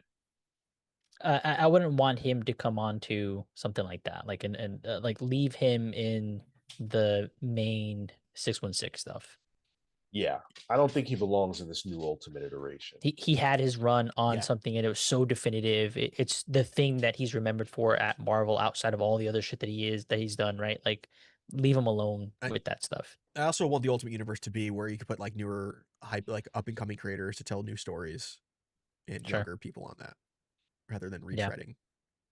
Yeah, I mean, you have Hickman, who's old guard, and I guess Hill, but Peach is not, and Condon's not. So I feel like I agree. Dennis Camp is certainly not. Yeah, I like that more for that space. Let it be experimental. Bendis writing Ultimate Spider-Man is not experimental. I've seen it. Yeah, I love it, but it's nothing new. Electrics with the 50 SEK. I'd love for Bendis to bring back Shield or a new iteration of it, and Fury. Well, Shield still exists. Fury is still around. I just don't think that Marvel's focused on that space in general, and I don't think anything is going to change that. Mm-hmm. But ever since they got rid of it in the movies, they also got rid of it in the comics. And it just feels like the FBI now, or CIA. Like it's no different than any other government organization. And I'm with you, Electrics. I do wish they bring back, the giant helicarrier, Fury being the liaison between the government and the Avengers, and there's friction there. Like I love that stuff. But that's just not where the world is right now. So maybe I'd like to see it back. But again, that's again Bendis doing what he did previously. And I kind of want to see if he's back. I want to see him do something a little different. Yeah. Entertain me with the $2. Ooh. Good idea, Luna. Bendis on a Paul solo. Bring it on, dude. Yeah. I contend. I want to see Paul with that Venom suit. I want to see him get that symbiote. I want it. When Mary Jane and Venom break up, I want her two scorned lovers to get together and want her dead. That's what I'm looking for. I don't think you need to go. That's what I'm looking for. Because remember the lineage. Remember that the Venom symbiote stalked Mary Jane. It stalked her. Are you still reading all new Venom? Oh no. Okay. They bring this up. No. They do bring this up because Mary Jane's like, you were a monster to me, talking to the symbiote. They've kind of reconciled that a bit at this point.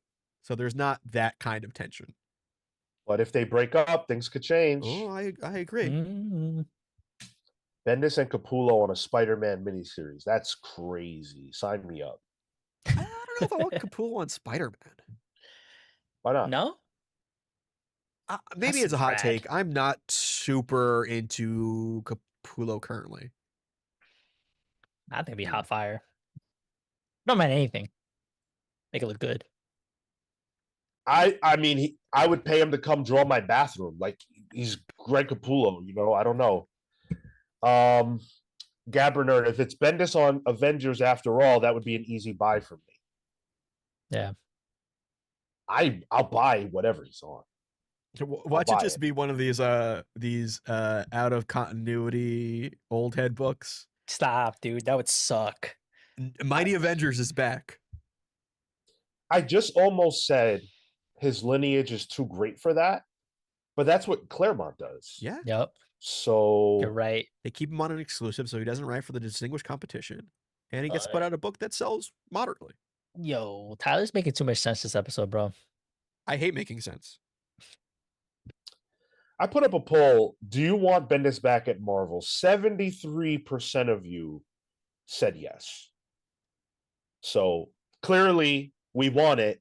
Where do we want him is the question. Daredevil, the world to come. I saw that. Yeah. Actually, I don't hate that. I don't want that to be like his big comeback, but him writing Daredevil in the world that Priest is making in this Marvel Knights world would be interesting, honestly. What's the twist there? He has a fucking child with the daughter of the devil. How are we twisting it to fuck it up the way that Priest and them fucked up the world. Well, the gimmick was okay. Well, I don't know how Daredevil exists in a world where he doesn't see color in a race, even though there's a race war going on. Yeah, did he survive the race wars? He Like, I doesn't want to see know color. about that. He doesn't see color, Sean. He can't do it. Yeah. Dex Baker says it's a brand new character. No.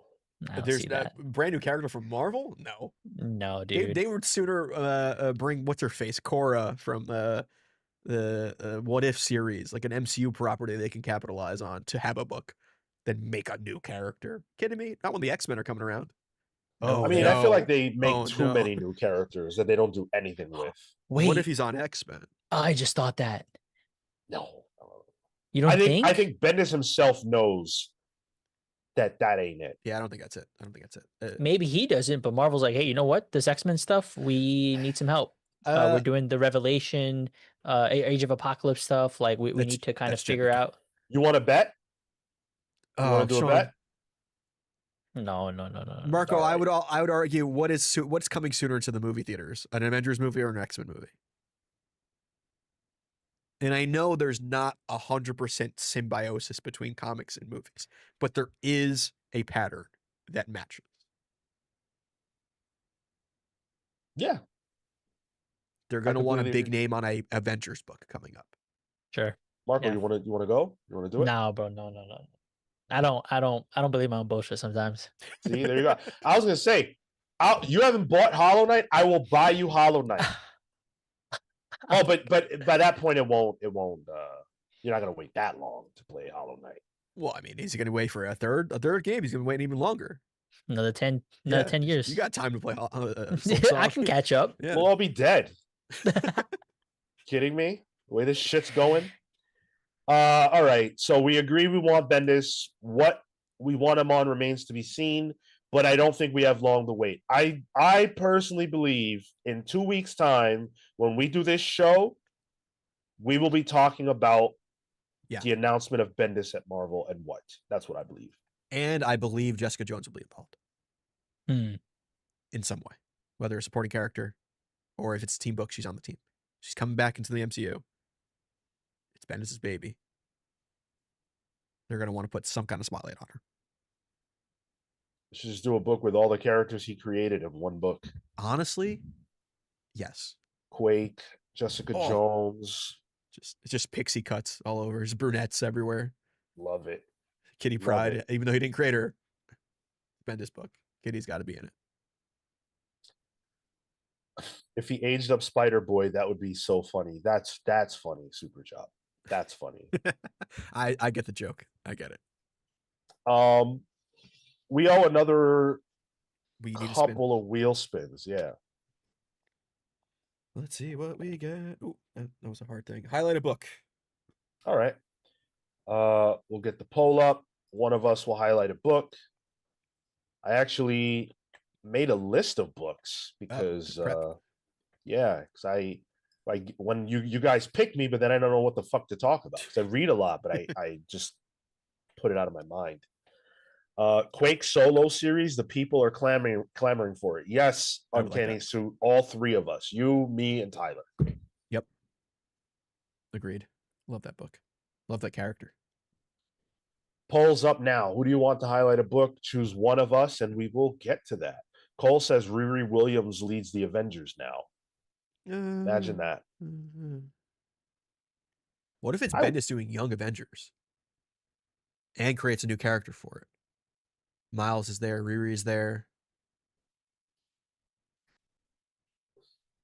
I don't know, man. I'm just not that huge on him writing kids, like a team of kids. For some reason I'm cooler with it. I mean, Miles is a kid to me. Still is, yeah. Bendis and Hickman will both be cooking at the same. They'll both be at Marvel. Will they both be cooking? I don't fucking know. Separate conversation. No, I don't know. No offense to Hickman right now, but it sounds like Hickman discovered the air fryer. Yeah, he's cooking something. Yeah, I don't know if it's cooking. He's doing fast casual dining. He did say, someone shared a thing, maybe it was Silhouette, It was on our Discord server that Hickman said that the next big Hickman thing is going to be announced in about 6 months. So Oh, wow. who knows? This We got was time. posted when? That I don't know. Okay. That I don't know. But let me go ahead and end that poll. The people want Tyler. Oh, okay, cool. Sure. Let me call out a book. I guess you guys talked about it on the show. Actually, no. I'll call this one out. This was a weird one. X-Men of Apocalypse Alpha #1. I checked this one Oh. out. This was Jeff Loeb, Simone DeMeo, Richard Starkings, letterer there, good guy. I don't know. So the only reason I read this because it was Jeff Loeb, and I typically like Jeff Loeb stuff on the whole, not all the time, but this was a return to the Age of Apocalypse. And it's kind of this alpha issue. It's a one shot that is leading into this Age of Apocalypse or X-Men of Apocalypse that's coming out. And I kind of liked it. It has the leftover characters from the Age of Apocalypse dealing with the fallout of their world when it should have been fixed. It's like, hey, the X-Men came back and they fixed everything. Why are we still here? Why is this world continuing? What are we going to do? And it's them, like, because for our line, the mainline universe, it was fixed and they went back to where the world's supposed to be. But these guys still exist in this world. It's almost like a pocket universe, and it's interesting. So I kind of liked it. Morph's in it. Blink is in it. I love Blink as a character. And it's cool seeing, Rogue, Gambit, and Magneto really being the core of this team, because that is a love triangle. Magneto and Rogue are together in this world, and not Gambit. And Gambit is there in the apocalyptic cuck chair for this issue. It was interesting. It was enough to get me interested for that series that's coming out. Cool. I do have some issues with Simone DeMeo's artwork. Oh, really? It is, everything feels like it's in a fishbowl lens, and the lighting always looks weird to me. The way it's colored.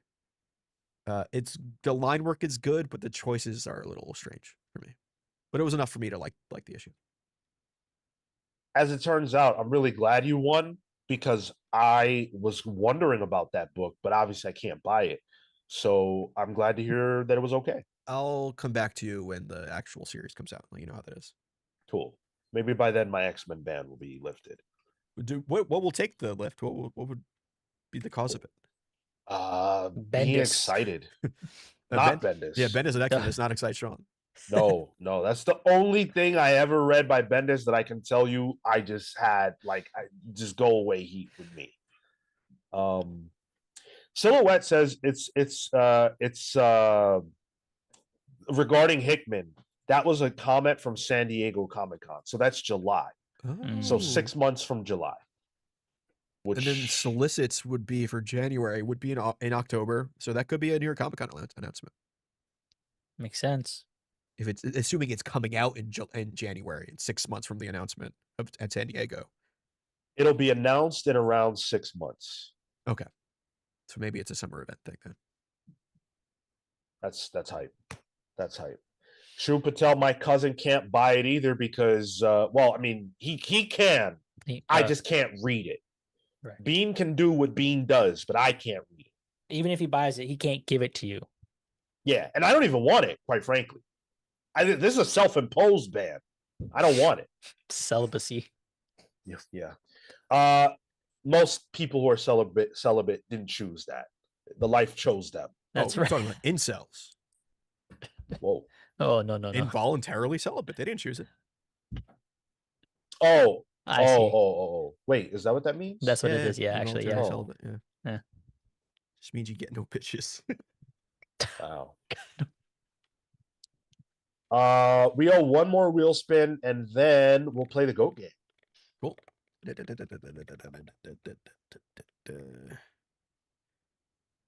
All right, drink up, boys. Yes. Nice. I only got cold brew. Dude, the coffee has gone through me. I have gone to the bathroom twice. It's been Ooh. pop. Oh That God. is disgusting. What the fuck? Is that why you're sitting on a bucket? That's why I've gotten up twice. That made me think that underneath Marco's ass is just a bucket. Yeah, and No. South Park is- style. Get that little bottle. He's just shitting right into the bucket while we're doing the show. Like, Ka-dunk. yes, this is why Swamp Thing is S tier. Dude Like just just exploding. making his own swamp below him. Oh no. Oh my This dude got god, swamp Marco. ass right now. So disgusting, dude. Can't help it. Can't help it. Wow. All right, let me shout out the rest of the patrons, the lovely people who make the show possible. Then we'll play the GOAT game. Then we will free you because you guys know you are not allowed to leave until you are freed. So thank you to Amin, the Almighty Perez, Houston, the Century Kid, Murphy, Peter, Living Lightning, Electrics, Houston, or Lucas Heatwave, Holner, Young Dende, Faye Fighter, Dewudy, Shalom, Paladin Warburg, Cosmic November, Carter, the Owl Shogunate, Steve, Swarm Canaris, Blur, Jekyll Jose, Scriptured, the Wardens of the Word, Jack Cloutier, Chris, The Cure, Coleman, Emperor, MD Johnny, Sam, the Last Young Renegade, and Mad Max Pliskin. Thank you all so much. We'll get another origin out for you guys next week. Next up on that list is Jack Cloutier. Can't wait to present your origin to you, friend. Yeah, let's play the GOAT game. Okay, I also like that there's a patron called Mad Max Pliskin. That's cool. Yeah. Good dude. All right, who is it gonna be? It's me and the guest, but the guest isn't here. Yeah. Oh, dang. So it's a solo mission, Tyler. Oh boy. Ooh. Boy. Who's it gonna be? I can't wait. Okay, I gotta. Here we go. I hate that I'm lagging on the live. Can't tell. Only just says guest. I'll tell you. Okay, our first indie with Prince Robot from Saga. Oh my god. Damn. Okay, yeah, I got this. I got this. Whenever you're ready, 45 seconds. Prince Robot from the Brian K. Vaughan and Fiona Staples independently owned comic Saga is the greatest character of all time because he is emblematic of what comic books does well. It shows that a character who is flawed, Prince Robot, he is a monarch of a genocidal royalty, essentially, that evolves throughout the series of a comic book. It shows that through comics, you can become a bad guy and you can become a good guy, and things are fluid because it's all storytelling. And I think Prince Robot in his arc from a ruthless dictator to loving father in a way and questioning who he is as a person is emblematic of what is the best thing about comic books. And that's why he's the GOAT. Wow. All right, that's the pitch. Does it pass the smell test? Audience, did Tyler sell you on Prince Robot being the greatest of all time? I love Prince Robot, man. The Saga, man, it's just so good. You think Saga can ever be adapted? Yeah. At some point, it will. It will. I know right? I know they don't want it to, but Well, will. they don't want it to until I see that paycheck. That's right. BKV's written for TV before, so But he's explicitly said in interviews, he's like, "This is a world that I things want." change, Marco. And you know what? That's right. Things That's fair. change. It's fair. Can it be? 100%. Will it be? That's up to the creators, but Right. I definitely think it can be. 100%. Get your vote on. Did Tyler sell you on Prince Robot being the GOAT? In the meantime, Oh man, what? I forgot to mention how he fucks. That won me last week. Well, you're winning the poll anyway, so so far. We have a big week to come. So Monday, Pals previews. Yep. Tuesday, the JLI book club. Remember that 8 p.m. Eastern, new start time. We're going to talk about JLI 1 through 12 plus the annual. So there's your reading list. And then Thursday, of course, at 8 p.m. for Pals polls. Then before you know, we're right back here, and it's October, Saturday, 10:15 a.m. Eastern for this show. We've put out videos every day of the week for September. That was a huge success. You guys watched them all. You engaged with them all. Who knows what we'll do in October? That's why you always have to keep it locked to this channel, because you never know what's next. What's next is something I couldn't have predicted, which is that Tyler wins the GOAT game. Let's go. Oh. When I just have to fight myself, that's the only time I can win. 60%. That's a cool. good number. That's decent. It's a good number. And with that, you guys are free. I free you now. Me? Thank you. You, and you. Marco, you get to empty out that bucket. No, thank goodness. Thank you guys so much for hanging out. Really appreciate you. Hit the like button on your way out. Until then, until we see you next time, take care, guys.